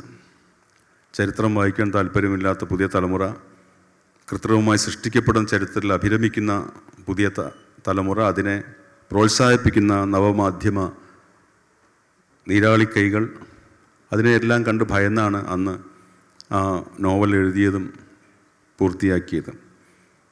അത് എഴുതി തീർക്കാൻ സാധിച്ചു എന്നുള്ള സന്തോഷം ഉണ്ട്. അത് ഒരുപാട് പേര് വായിച്ചു എന്നുള്ള സന്തോഷമുണ്ട്. സുഭാഷ് ചന്ദ്രൻ ഭയങ്കര അഹങ്കാരിയും തലക്കനാണെന്നൊക്കെ പറയുന്ന ആളുകളുണ്ടെങ്കിലും ചിലർക്ക് എന്നെ ഇഷ്ടമാണ് എന്ന് എനിക്ക് അറിയാമുള്ളിൽ. അതത് വായിച്ചവർക്കാണ് എന്നും എനിക്കറിയാം. അതിൻ്റെ സന്തോഷം കൂടി ഞാൻ പറയട്ടെ. വാക്കുകളെ കുരമ്പുകളാക്കാൻ ഇഷ്ടപ്പെടുന്ന കവി, അല്ലെങ്കിൽ ലക്ഷ്യവേദിയായ കവിത, ലക്ഷ്യവേദിയായ വാക്കുകൾ മാത്രം എഴുതി കവിത തീർക്കണമെന്ന് ആഗ്രഹിക്കുന്ന ഒരു കവി. നമുക്കറിയാം, കരവാള് വിറ്റ് മണിപ്പൊൻ വീണ വാങ്ങിയ കവികളുടെ പിൻതലമുറക്കാരൻ, അല്ലെങ്കിൽ ജാതി ചോദിക്കുന്നില്ല ഞാൻ സോദരി എന്ന് പറഞ്ഞ, അല്ലെങ്കിൽ സ്നേഹിക്കയില്ല ഞാൻ നോവും ആത്മാവിനെ സ്നേഹിച്ചിടാത്തൊരു തത്വശാസ്ത്രത്തെയും എന്നൊക്കെ പാടിയ കവികളുടെ ഇങ്ങേ അറ്റത്ത് PN ഗോപികൃഷ്ണൻ എന്ന കവി നമുക്ക് പ്രിയങ്കരനാവുന്നത് കുരമ്പുകൾ പോലെയുള്ള ആ വാക്കുകൾ കൊണ്ടാണ്, അല്ലെങ്കിൽ തീക്ഷ്ണമായ വാക്കുകൾ കൊണ്ടാണ്. കവിതയിൽ കുരമ്പുകൾ തീർക്കുമ്പോൾ കവിതയിലൂടെ എങ്ങനെയാണ് പറയാൻ ഉദ്ദേശിക്കുന്ന രാഷ്ട്രീയം പറയുന്നതെന്ന് ഇപ്പം PN ഗോപികൃഷ്ണനെ വായിക്കാത്ത ആരും ഇവിടെ ഉണ്ടാവുമെന്ന് എനിക്ക് തോന്നുന്നില്ല. അപ്പോൾ കവിതയുടെ സൗന്ദര്യവും രാഷ്ട്രീയത്തിൻ്റെ പക്വതയും ഒരുമിച്ച് എങ്ങനെയാണ് ഒരു കവിതയിൽ ഉൾക്കൊള്ളിക്കുന്നത്? ഷീല പറഞ്ഞ ആദ്യത്തെ വരി ഇപ്പം ഞാൻ അവസാനം എഴുതിയ കവിതയിലെ ഒരു വരിയാണ്, ലക്ഷ്യവേദിയായ കവിത എന്ന് പറയുന്നത്. അതിൽ ഞാൻ പറയാൻ ശ്രമിച്ചത് ഈ വാക്കുകളെ ലക്ഷ്യവേദിയാക്കുകയല്ല യഥാർത്ഥത്തിൽ നമ്മൾ ചെയ്യുന്നത്. ഇപ്പോൾ കാക്ക കാഷ്ടിക്കുമ്പോൾ അതിൻ്റെ അടിയിൽ ഒരാൾ യാദൃശ്ചികമായിട്ട് വന്ന് പെടുകയാണ് ഈ പറയുന്ന കാഷ്ടം ഏറ്റുവാങ്ങാൻ. അപ്പോൾ അത് കാക്കയുടെ ലക്ഷ്യമോ അല്ലെങ്കിൽ ഇയാളുടെ ലക്ഷ്യമോ അല്ല, അത് ഒരു പർട്ടിക്കുലറായിട്ടുള്ള ടൈം ആൻഡ് സ്പേസിൽ വെച്ച് സംഭവിക്കുന്നതാണ്. അപ്പോൾ കവിതയ്ക്ക് എപ്പോഴും ഒരുപാട് ലെയേഴ്സ് ഉണ്ടാവും, ഒരുപാട്, ഏത് എഴുത്തിനും ഒരുപാട് അടരുകൾ ഉണ്ടാവും. നമ്മൾ ഒരുപാട്, അല്ലെങ്കിൽ എഴുത്തിനെ പാഷനേറ്റായിട്ട് സമീപിക്കുന്ന ഏതൊരാളുടെ എഴുത്തിലും ഒരുപാട് അടരുകൾ ഉണ്ടാവും. അതിലൊരടര് മാത്രമേ ചിലപ്പോൾ ഒരു സമയത്ത് നമ്മൾ കണ്ടു എന്നിരിക്കുകയുള്ളൂ. കവിതയെ സംബന്ധിച്ച് പൊതുവേ നമുക്ക് ഒരു രണ്ടായിട്ട് തിരിക്കാം ഇതുവരെയുള്ള കവിതാ ചരിത്രത്തെ എന്ന് ഞാൻ വിചാരിക്കുന്നു. അതിൽ ആദ്യത്തെ കാര്യം എന്ന് പറയുന്നത് ഒരുതരം തിയോളജിക്കലായിട്ടുള്ള, ദൈവശാസ്ത്രപരമായിട്ടുള്ള പ്രബോധനങ്ങൾക്ക് അടുത്ത് നിൽക്കുന്ന ഒരെഴുത്താണ് ഒരു ഘട്ടം വരെ കവിതയായിട്ട് വിശേഷിപ്പിച്ചിരുന്നത്. 20th സെഞ്ച്വറി വരുമ്പോൾ ലോകത്തെല്ലായിടത്തും ഇത് മാറുന്നുണ്ട്. എന്ന് പറഞ്ഞാൽ നമ്മളുടെ ധർമ്മം എന്ന് പറയുന്നത്, അല്ലെങ്കിൽ നീതി എന്ന് പറയുന്നത് അത് ഏതെങ്കിലും അതിഭൗതിക ശക്തിയുടേതായിട്ടുള്ള തെരഞ്ഞെടുപ്പ് മാത്രമല്ല. അങ്ങനെയാണെങ്കിൽ തന്നെ അതിനെ ക്വസ്റ്റ്യൻ ചെയ്യണമെന്ന് പറയുന്ന തരത്തിൽ ആളുകൾ മാറുന്നുണ്ട്.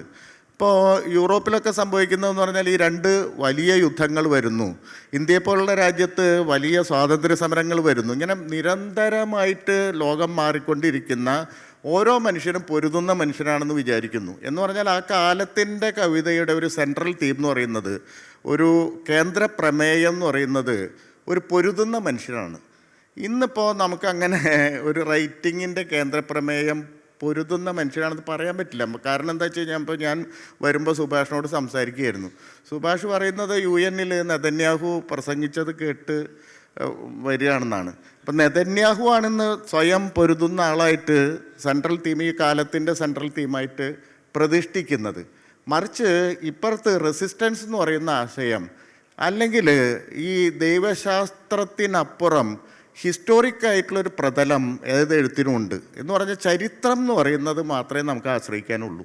നമുക്ക് വേറെ അടുത്ത് പോകാനില്ല. ഈ പറഞ്ഞ പോലെ ഒരു ഘട്ടം വരെയുള്ള കവികൾ വിശ്വസിച്ച പോലെ ഒരു വലിയ സൂപ്പർ പവറിൽ നമുക്ക് വിശ്വസിച്ച് ഇന്ന് എഴുതാൻ പറ്റില്ല. മറിച്ച് നമുക്ക് ഹിസ്റ്റോറിക്കലായിട്ട് ഈ ചരിത്രത്തിനെ മാധ്യമമാക്കുക എന്ന് പറയുന്ന ഒരു പണിയാണ്, അല്ലെങ്കിൽ അത്തരം ഒരു തുടർച്ചയാണ് ഞാൻ ഏറ്റെടുക്കുന്നത്. അപ്പോൾ അത് പലപ്പോഴും നമ്മൾ പൊളിറ്റിക്കൽ കവിത എന്ന് വിളിക്കുമ്പോൾ അത് ശരിക്കും പറഞ്ഞാൽ ഹിസ്റ്റോറിക്കലായിട്ടുള്ള ഒരു കവിതയായിട്ടാണ് ഞാൻ എന്നെ സ്വയം വിചാരിക്കുന്നത്, അല്ലെങ്കിൽ ആ മാധ്യമത്തിൽ കൊത്തുന്ന കവിതയായിട്ടാണ്. ഇത് ഒരുപാട് ആൾക്കാർ 20th സെഞ്ച്വറി തൊട്ട് എഴുതിക്കൊണ്ടിരിക്കുന്നുണ്ട്. അതിനെ പുതുക്കുക എന്ന് പറയുന്ന പണിയാണ് നമ്മൾ ചെയ്തുകൊണ്ടിരിക്കുന്നത്, അല്ലാതെ പുതുതായിട്ട് എന്തെങ്കിലും കണ്ടുപിടിക്കാമെന്ന് പറയുന്നതല്ല. ഇപ്പോൾ ഉദാഹരണമായിട്ട് ഞാൻ ഒരു ചെറിയ കവിത പറയാം. അത് മിറോസ്ലാവ് ഹോലുബ് എന്ന് പറയുന്ന ചെക്കോസ്ലോവാക്യയിൽ, എന്നാൽ ചെക്കോസ്ലോവാക്യ ഇല്ല, അതൊക്കെ പൊളിഞ്ഞു പോയി, അവിടുത്തെ കവി എഴുതിയതാണ്. ഒരു ചെറുതായതുകൊണ്ട് ഞാൻ പറയാം. അത് ഒരു കിൻഡർ ഗാർട്ടനിലൊരു ടീച്ചർ പഠിപ്പിക്കുന്ന പോലത്തെ കവിതയാണ്. Text book of A dead language എന്നാണ് കവിതയുടെ പേര്. അപ്പോൾ നമ്മൾ ചെറിയ പുസ്തകം എടുത്തിട്ട്, അല്ലെങ്കിൽ ചെറിയൊരു പാഠപുസ്തകം എടുത്തിട്ട് കുട്ടികളെ പഠിപ്പിക്കുന്നത് കണ്ടിട്ടില്ല. ഇത് പൂച്ചയാണ്, ഇത് നായയാണെന്നൊക്കെ പറഞ്ഞ് പഠിപ്പിക്കുന്ന പോലത്തെ കവിതയാണ്. അപ്പം അത് നമ്മൾ സങ്കല്പിക്കണം. അതൊന്നും കവിത പറയുന്നില്ല, പക്ഷേ ആദ്യത്തെ വരികയായിട്ട് നമുക്ക് പെട്ടെന്ന് അതിൻ്റെ ഉള്ളിലേക്ക് പോവും. അപ്പോൾ ദിസ് ഈസ് എ ബോയ് എന്ന് പറഞ്ഞ് തുടങ്ങുന്നു. This is A boy. അടുത്ത പേജ് മറിച്ചിട്ട് ദിസ് ഈസ് എ ഗേൾ എന്ന് പറയുന്നു. അടുത്തായിട്ട് പറയുന്നു ദ ബോയ് ഹാസ് എ കാറ്റ് എന്ന് പറയുന്നു. The girl has A dog എന്ന് പറയുന്നു. പിന്നെ കളർ പഠിപ്പിക്കാൻ വേണ്ടിയിട്ട് ടീച്ചർ ചോദ്യം പോലെ what colour is the cat എന്ന് ചോദിക്കുന്നു, what colour is the dog എന്ന് ചോദിക്കുന്നു. അടുത്ത വരി the boy and girl are playing with a ball എന്ന് പറയുന്നു. ഒരു പന്ത് ഉപയോഗിച്ചിട്ട് കളിക്കുകയാണ് എന്ന് പറയുന്നു. അപ്പോൾ ദിശ പഠിപ്പിക്കാൻ വേണ്ടി where is the ball rolling എന്ന് ചോദിക്കുന്നു. ഇതൊക്കെ നമ്മൾ ചെറിയ ക്ലാസ്സിൽ നമ്മളെ കുട്ടിയായി അത് വായിക്കുമ്പോൾ ഇങ്ങനെ നമ്മളൊക്കെ പഠിച്ചിട്ടുള്ള ചെക്കോസ്ലോവാക്യയിൽ ഇംഗ്ലീഷും അല്ലെങ്കിൽ ചെക്ക് ഭാഷയൊക്കെ ആണെങ്കിൽ നമ്മുടെ നാട്ടിൽ ഈ തറ പറ പഠിപ്പിക്കുന്ന ആ സ്ഥലത്ത് നമ്മളെത്തും ഈ ഇത്രയും വരി വായിച്ചാൽ. അടുത്ത വരി ഞെട്ടിപ്പോവും. Where is the boy buried? എവിടെയാണ് ആ ആൺകുട്ടിയെ അടക്കം ചെയ്തത്? Where is the girl buried? എവിടെയാണ് പെൺകുട്ടിയെ അടക്കം ചെയ്തത്? Read and translate it into all languages and all silences.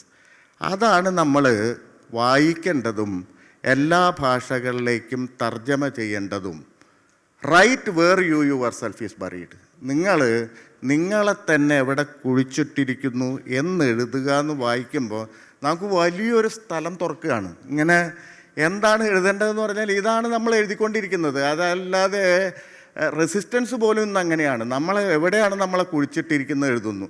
നമ്മൾ ഇവിടേക്ക് പോരുന്നതിന് മുമ്പ് ഒരു മലയാളത്തിൽ സുഭാഷിൻ്റെ അധ്യാപികയായിട്ടുള്ള ലീലാവതി ടീച്ചർ അവിടെ വീട്ടിൽ വന്നൊരു കുട്ടിയോട് ടീച്ചറെ പിറന്നാളല്ലേ, ടീച്ചർ സദ്യ ഒന്നും ഒരുക്കിയില്ലേന്ന് ചോദിച്ചപ്പോൾ ആ ടീച്ചർ കാഷ്വലായിട്ടൊരു മറുപടി പറയുന്നു, ഗാസയിൽ ഇത്രയും കുട്ടികൾ മരിക്കുമ്പോൾ എനിക്ക് ചോറ് ഇറങ്ങുന്നില്ല കുട്ടി എന്ന് പറയുന്നു.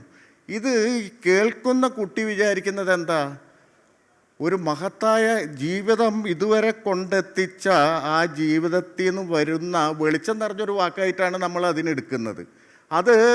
ഇത് ഒരു സ്ഥലത്ത് എഴുതുമ്പോൾ ആ കുട്ടി വിചാരിക്കുന്ന, അല്ലെങ്കിൽ ഒരു റിപ്പോർട്ടറോട് പറഞ്ഞു കൊടുക്കുമ്പോൾ ആ കുട്ടി വിചാരിക്കുന്ന എന്താ? ഇതൊരു വെളിച്ചം പടരുന്നു. നമ്മൾ കാണുന്ന പിന്നത്തെ മൊമെൻറ്റിൽ നമ്മൾ കാണുന്നത് എന്താ? ഇതിനെ അങ്ങേയറ്റത്തെ ഇത് കേരളത്തിൽ നടക്കുന്നതാണ്, മലയാളത്തിൽ നടക്കുന്നതാണ്, നമ്മുടെ കൂട്ടത്തിൽ ജീവിച്ചിരിക്കുന്ന മനുഷ്യർ ചെയ്യുന്നതാണ്. അങ്ങേയറ്റത്തെ അശ്ലീലം നിറഞ്ഞ പദാവലികൾ കൊണ്ട് 90 വർഷമായിട്ട് മലയാള ഭാഷയെ പരിപോഷിപ്പിക്കാൻ ഓരോ നിമിഷവും ഓരോ ദിവസവും ശ്രമിച്ചുകൊണ്ടിരിക്കുന്ന ഒരാളെ പ്രതിക്കൂട്ടിൽ നിർത്തുന്നു, കല്ലെറിയുന്നു. ഇത് പറയുമ്പോൾ നമ്മളെവിടെയാണ് കുഴിച്ചിട്ടതെന്ന് എഴുതേണ്ടത് അത്യാവശ്യമാണ്. ഒരു പക്ഷേ അതാണ് എൻ്റെ എഴുത്തിൻ്റെ ആസന്നത എന്ന് പറയുന്നത്. സമുദ്രശില, ആ വാക്ക് തന്നെ നമുക്കറിയാം, സമുദ്രത്തിലെ ശില. എനിക്ക് അതിൽ കുറേ വിയോജിപ്പുകളൊക്കെ ഉണ്ട് കേട്ടോ. കംപ്ലീറ്റ് അമ്പയോടും അപ്പുവിനോടും, അമ്പയുടെയും അപ്പുവിൻ്റെയും ജീവിതമാണ്. എന്നാൽ ഒരു സ്ത്രീ എന്ന നിലയിൽ, അമ്മ എന്ന നിലയിൽ ആ കഥയിലെ പ്രമേയത്തോട് എനിക്ക് കുറച്ച് വിയോജിപ്പുകളൊക്കെ ഉണ്ട്. അത് ഒരു കഥാകൃത്തിൻ്റെ ഭാവനയെ ചോദ്യം ചെയ്യുന്നില്ല, പക്ഷേ വിയോജിപ്പുകളുണ്ട്. അതോടൊപ്പം തന്നെ ആ സമുദ്രശില എന്ന നോവലിൻ്റെ ക്രാഫ്റ്റ്, അത് നമുക്കറിയാം. അതിൽ യഥാർത്ഥ കഥാപാത്രങ്ങൾ അല്ലെങ്കിൽ യഥാർത്ഥ മനുഷ്യർ കഥയിലേക്ക്, നോവലിലേക്ക് കടന്നു വരുന്ന ഒരു തന്ത്രം, അതുപോലെ ശരിക്കുള്ള മാനുസ്ക്രിപ്റ്റ് ആ നോവലിൽ ഉപയോഗിച്ചിരിക്കണോ, അല്ലെങ്കിൽ ഒരു യാത്രാ വിവരണം അങ്ങനെ തന്നെ ഉപയോഗിച്ചിരിക്കുന്നു. അനസ് ബഷീർ കടന്നു വരുന്നു. അങ്ങനെ നമ്മൾ പ്രതീക്ഷിക്കാത്ത ഒരു തരത്തിലേക്ക് നോവലിനെയും കഥകളെയും ഒക്കെ നമ്മളൊരു പ്രത്യേക ചട്ടക്കൂട്ടിൽ ഒതുക്കേണ്ടതില്ല. നിങ്ങൾക്ക് എഴുതാൻ കഴിയുന്ന രീതിയിൽ നിങ്ങൾക്ക് നോവൽ എഴുതാം, നിങ്ങൾക്ക് നിങ്ങളുടേതായ ഭാഷ നോവലിൽ സൃഷ്ടിക്കാം എന്ന് മലയാളത്തിലൊരു പുതിയൊരു ഭാവുകത്വ പരിണാമം വരുത്തി വെച്ചൊരു കഥയായിരുന്നു സമുദ്രശില എന്ന് പറയുന്ന നോവലായിരുന്നു സമുദ്രശില. സമുദ്രശിലയുടെ സൃഷ്ടിയെപ്പറ്റി സുഭാഷ്. ആദ്യം ആ വിയോജിപ്പിന് നന്ദി പറയുന്നു. വിയോജിക്കാനുള്ള സ്വാതന്ത്ര്യത്തിന് വേണ്ടിയിട്ടാണ് നമ്മൾ എഴുതുന്നത്. വിയോജിക്കാനാണ് നമ്മൾ വാക്കും അക്ഷരം ഉപയോഗിക്കുന്നത്. സമുദ്രശില അങ്ങനെ ഒരു അമ്മയുടെയും മകൻ്റെയും കഥയായിട്ട് വായിക്കേണ്ട ഒന്നല്ല എന്നാണ് ഞാൻ അതിൻ്റെ സങ്കല്പം എൻ്റെ മനസ്സിലുണ്ടായപ്പോൾ ആദ്യം അതിൻ്റെ ചട്ടക്കൂടായിട്ട് വിചാരിച്ചത്. മലയാളി എന്ന് പറയുന്ന സവിശേഷ ജീവി മാതൃഭാഷയോട്, നമ്മുടെ പ്രകൃതിയോട്, മണ്ണിനോട്, നമ്മുടെ 44 പുഴകളോട്, നമ്മുടെ കാടിനോട്, സംസ്കാരത്തോടൊക്കെ പുലർത്തുന്ന അക്ഷന്തവ്യമായിട്ടുള്ള അപരാധത്തെ എങ്ങനെയാണ് നമ്മുടെ മണ്ണ്, നമ്മുടെ പുഴകൾ പ്രതികാരം ചെയ്തതെന്ന് പറയുന്ന ഒരു നോവലാണത്. അത് അമ്പയുടെയും അപ്പുവിൻ്റെയും കഥയും 2 വ്യക്തികളുടെ കഥയുമായിട്ട് മാത്രമേ അത് അവതരിപ്പിക്കാൻ പറ്റൂ എന്നുള്ളതുകൊണ്ട് കാടിനെയും മലകളെയും കഥാപാത്രമാക്കി എഴുതാൻ ഞാൻ അശക്തനായതുകൊണ്ടാണ് അതിന് ഒരു പേഴ്സോണിഫിക്കേഷൻ കൊടുത്തത്. ഷീല പക്ഷേ വിചാരിക്കുന്ന ആ സന്ദർഭം അമ്പ മകന് വിഷം കൊടുത്തിട്ട് കച്ചയഴിച്ച് കവച്ചു എന്നുള്ള വാക്കാണ്. എത്രയോ ദീർഘമായ കാലത്തെ നിന്ദ കൊണ്ട് സഹനത്തിൻ്റെ നെല്ലിപ്പടിയെത്തിയ നമ്മുടെ പുഴകൾ മലയാളികളുടെ ദേഹത്തേക്ക് കച്ചയഴിച്ച് കവച്ച് പ്രളയമായിട്ടിരുന്നതെന്നാണ് ആ നോവൽ പറഞ്ഞു വയ്ക്കുന്നത്. അതിന് മാനുഷികമായിട്ടുള്ളൊരു ഭാവം കൊടുത്തുകൊണ്ട് എഴുതിയ നോവലാണത്. നോവൽ ഇന്ന രീതികൾ വേണമെന്നില്ല, എങ്ങനെയും നോവൽ എഴുതാം എന്നുള്ള ഉദ്ദേശമൊന്നും അതിൻ്റെ പിന്നിലുണ്ടായിരുന്നില്ല. വളരെ ശ്രദ്ധിച്ചും വളരെ രാഗി മിനിക്കുകയും ഒക്കെ ചെയ്തൊരു കാര്യമാണ്. നമ്മളിപ്പോൾ ഇവിടെ ഇരിക്കുമ്പോൾ ഇങ്ങനൊരു വേദിയിലിരുന്ന് സംസാരിക്കുവാൻ നമ്മൾ ഈ മേശ പണിത ഒരാളെ അല്ലെങ്കിൽ ഈ പോഡിയം ഉണ്ടാക്കുന്ന ഒരാളെ, ഇതെല്ലാം എത്ര പെർഫെക്റ്റായിട്ട് ഉണ്ടാക്കിയതാണെങ്കിലും അവരെയൊന്നും ക്ഷണിക്കുന്നില്ല. ചുണ്ടൻ വള്ളങ്ങൾ നിർമ്മിച്ച ഒരാൾ മലയാളത്തിൽ ഏത് ചെറുകഥ എഴുതുന്ന ആളെക്കാളും ഗംഭീരനായ ഒരു കലാകാരനാണെന്ന് നമുക്കറിയാം. അദ്ദേഹത്തിൻ്റെ മുമ്പിൽ നിൽക്കാൻ ഒരുപക്ഷെ നമുക്ക് ആർക്കും അർഹതയില്ല. പക്ഷെ നമ്മൾ മുന്നിൽ ഇരിക്കുന്നത് പോലെ ഒരു ചുണ്ടൻ വള്ളത്തിൻ്റെ നിർമ്മാതാവ് ഇരിക്കുന്നില്ല. എഴുത്തുകാരന് സമൂഹം നൽകുന്ന അധികമായിട്ടുള്ള പ്രാമാണ്യമാണ് നമ്മളെവിടെ ഇരുത്തുന്നത്. നമ്മൾ പത്മശ്രീ കൊടുത്തോ ദാദാ സാഹേബ് ഫാൽക്കെ കൊടുത്തോ ഒന്നും ഈ പറഞ്ഞ പാവപ്പെട്ട വലിയ ശില്പികളെ ആദരിക്കുന്നില്ല. ഒരു കുടം നിർമ്മിക്കാൻ ഒരു കുടത്തിൻ്റെ ശില്പി ചെയ്യുന്ന അതിഗംഭീരമായിട്ടുള്ള ആ സമർപ്പണം അതിൻ്റെ 1000-1 ഉപയോഗിച്ച് എഴുതിയിരുന്നെങ്കിൽ കഥയും കവിതയും എന്ന് എൻ്റെ മുമ്പിൽ ദിവസവും വരുന്ന കഥയും കവിതയും വായിക്കുമ്പോൾ ഞാൻ വിചാരിക്കാറുണ്ട്. ഇവർ സാംസ്കാരിക നായകന്മാരാവാൻ വേണ്ടി ആഗ്രഹിക്കുകയാണ്. എന്നാൽ അർപ്പണം എന്ന് പറയുന്നത്, ഡെഡിക്കേഷൻ എന്ന് പറയുന്നത് താൻ ചെയ്യുന്നൊരു കലാവിദ്യയാണ് എന്നുള്ള സാമാന്യ ബോധം പോലും ഇല്ലാതെ എഴുത്തുകാരനോ എഴുത്തുകാരിയോ ആവാൻ വേണ്ടി ശ്രമിക്കുന്നത്, വേദികളിൽ വന്നെത്താൻ ശ്രമിക്കുന്നതിൻ്റെ ആ ചെറിയ ഇടങ്ങൾ കാണുമ്പോൾ മനസ്സുകൊണ്ട് വേദനിക്കുന്ന ഒരാളാണ് ഞാൻ. അതുകൊണ്ട് എന്തെങ്കിലും എഴുതി വെച്ചൊരു നോവൽ ആക്കാം എന്നുള്ളതിനേക്കാൾ ഏറ്റവും ശ്രദ്ധയോടെ എഴുതേണ്ടുന്ന ഒന്നാണ് നോവൽ എന്ന് വിചാരിക്കുന്ന ഒരാളാണ് ഞാൻ. നോവൽ മാത്രമല്ല, ചെറുകഥയും. അതെന്നെ പഠിപ്പിച്ചത് 22 വയസ്സുള്ള അർമാൻഡോ മക്കിയ എന്ന് പറയുന്ന തീരെ അജ്ഞാതനായിട്ടുള്ള ഒരു അർജൻറ്റീനിയൻ എഴുത്തുകാരനാണ്. ഫ്രാൻസിൽ വാക്കുകളുടെ മ്യൂസിയം എന്ന് അർത്ഥമുള്ള ഒരു സംഘടനയുണ്ട്. അവരെല്ലാ വർഷവും ചെറുകഥകൾക്ക് വേണ്ടിയിട്ട് മത്സരം നടത്താറുണ്ട്. ലോകത്തെ ഏറ്റവും അധികം തുക പ്രതിഫലം നൽകുന്ന മത്സരം അതാണ്. 25 ലക്ഷം ഇന്ത്യൻ മണിയാണ് അതിൻ്റെ ഏതാണ്ട് നമ്മൾ വിവർത്തനം ചെയ്യുമ്പോൾ കിട്ടുന്ന പൈസ. പക്ഷെ അതിൻ്റെ ഒരു നിബന്ധന 10 വാചകങ്ങൾക്കുള്ളിൽ വേണം കഥ എന്നുള്ളതാണ്. 10 വാചകങ്ങൾക്കുള്ളിൽ എഴുതപ്പെടുന്ന ഏറ്റവും മികച്ച കഥയ്ക്ക് 25 ലക്ഷം രൂപ എന്ന് പറയുമ്പോൾ ഗോപികൃഷ്ണൻ ഇപ്പോൾ മനസ്സുകൊണ്ട് കണക്ക് കൂട്ടുണ്ട്, ഏതാണ്ട് ഒരു വരിക്ക് എത്ര കിട്ടും എന്നുള്ളത് കവികൾക്കറിയാം. മുറിച്ച് എഴുതുമ്പോൾ എളുപ്പമാണ് കവിത എഴുതാൻ എന്നുള്ളത് കൊണ്ടാണ് ആ പറയുന്നത്. ഒരു നോവൽ എഴുതേണ്ടതിൻ്റെ ബുദ്ധിമുട്ട് ഓർക്കുമ്പോഴാണ് ഞാനത് പറഞ്ഞത്. ഒരു പക്ഷേ ആ ബുദ്ധിമുട്ട് ഷീല ടോമിക്കും അറിയുമായിരിക്കും. വെടിക്കാരൻ എന്നാണ് ആ കഥയുടെ പേര്, ഷൂട്ടർ എന്നാണ് ആ കഥയുടെ പേര്. സ്വന്തം കഥയെപ്പറ്റി വാചാലനാകുന്നതിന് പകരം നേരത്തെ ഗോപി പറഞ്ഞ ഗംഭീരമായ കവിതയുടെ പിന്തുടർച്ചയായിട്ട് ഞാൻ ഓർക്കുകയാണത്. ഒരുപക്ഷെ നിങ്ങൾക്ക് വായനക്കാർക്ക് എങ്ങനെയാണ് പൊളിറ്റിക്കലായിട്ട്, പ്രതിനിധാന സ്വഭാവത്തോടെ എങ്ങനെയാണ്, അലിഗറിക്കൽ സ്വഭാവത്തോടെ എങ്ങനെയാണ് കഥയും കവിതയും വായിക്കേണ്ടതെന്ന് തിരിച്ചറിയാൻ നിങ്ങൾക്കതറിയാമെന്ന് എനിക്കറിയാം. എങ്കിലും കുറച്ചുകൂടി ഉറപ്പ് കിട്ടാൻ വേണ്ടിയിട്ട് സഹായിക്കും എന്നുള്ളതുകൊണ്ടാണ് ഞാൻ ഓർത്ത് പറയുന്നത്. ഷീല ചോദിച്ച ചോദ്യത്തിൻ്റെ ഉത്തരം കൂടിയാണത്. അതായത് ഈ വിയോജിപ്പ് എന്ന് പറയുന്നത് നമുക്ക് എങ്ങനെ അതിനെ കാണാം എന്നുള്ളതിനെ പറ്റിയാണ് പറയുന്നത്. അർമാൻഡോ മക്കിയ എന്ന് പറയുന്ന 22 വയസ്സുകാരൻ ആ മത്സരത്തിൽ കഥ അയക്കുകയും അയാളുടെ വെടിക്കാരൻ എന്ന് പറയുന്ന കഥയ്ക്ക് 25 ലക്ഷം കൊടുക്കുകയും ചെയ്ത വാർത്ത വെറുതെ സ്ക്രോൾ ചെയ്ത സമയത്ത് കണ്ടപ്പോൾ അതിൻ്റെ ഒറിജിനൽ തപ്പിയെടുത്തിട്ട് വിവർത്തനം ചെയ്യിച്ച് ഞാനന്ന് മാതൃഭൂമി വാരാന്ത പതിപ്പിൻ്റെ ചുമതലക്കാരനായിരുന്നു. അതിൽ പ്രസിദ്ധീകരിക്കേണ്ടായി. MA കുത്സി എന്ന് പറയുന്ന നമ്മുടെ അബുദാബിയിൽ ജോലി ചെയ്യുന്ന ഒരു വിവർത്തകനാണത് എനിക്ക് ചെയ്തു തന്നത്. അദ്ദേഹത്തിന് അവരുടെ റൈറ്റ് മേടിക്കാൻ വേണ്ടിയിട്ടാണ് അദ്ദേഹം ശ്രമിച്ചത്. അദ്ദേഹം വഴിയാണത് വന്നത്. കഥ ഇത്രയേ ഉള്ളൂ. അയാൾ ദിവസവും ജോലിക്ക് പോകാൻ ബസ് കാത്തു നിൽക്കുന്ന സ്റ്റോപ്പിൽ നിൽക്കുമ്പോൾ എതിരെയുള്ള 14 കെട്ടിടത്തിൻ്റെ 9ാം നിലയിലെ ബാൽക്കണിയിൽ 4 വയസ്സുള്ള ഒരു കുഞ്ഞ് വന്ന് നിൽക്കുന്നത് ശ്രദ്ധയിൽപ്പെടുമായിരുന്നു. ഇപ്പോൾ ഒരു 3 ലക്ഷം 3.5 ലക്ഷം കൂടി പോകുന്നു കേട്ടോ. അതിനകത്തൊന്നും പ്രത്യേകിച്ചൊന്നുമില്ല, വളരെ സാധാരണമായിട്ടുള്ളൊരു വാചകമാണ്. ബസ് വരാൻ വൈകുമ്പോഴൊക്കെ ആ നിമിഷങ്ങളെ സരസമാക്കുവാൻ എന്നോണം അയാൾ തൻ്റെ വലത് കൈയിൻ്റെ 2 വിരലുകൾ ഒരു തോക്കിൻ്റെ മുദ്രയാക്കി പിടിച്ച് അവന് നേരെ നീട്ടി ഠോ എന്ന് ശബ്ദിക്കുമായിരുന്നു. ചെറിയ കുട്ടിക്കളിയെ മാത്രമാണ്. അടുത്ത കുറച്ച് പൈസ അങ്ങോട്ട് പോന്നു.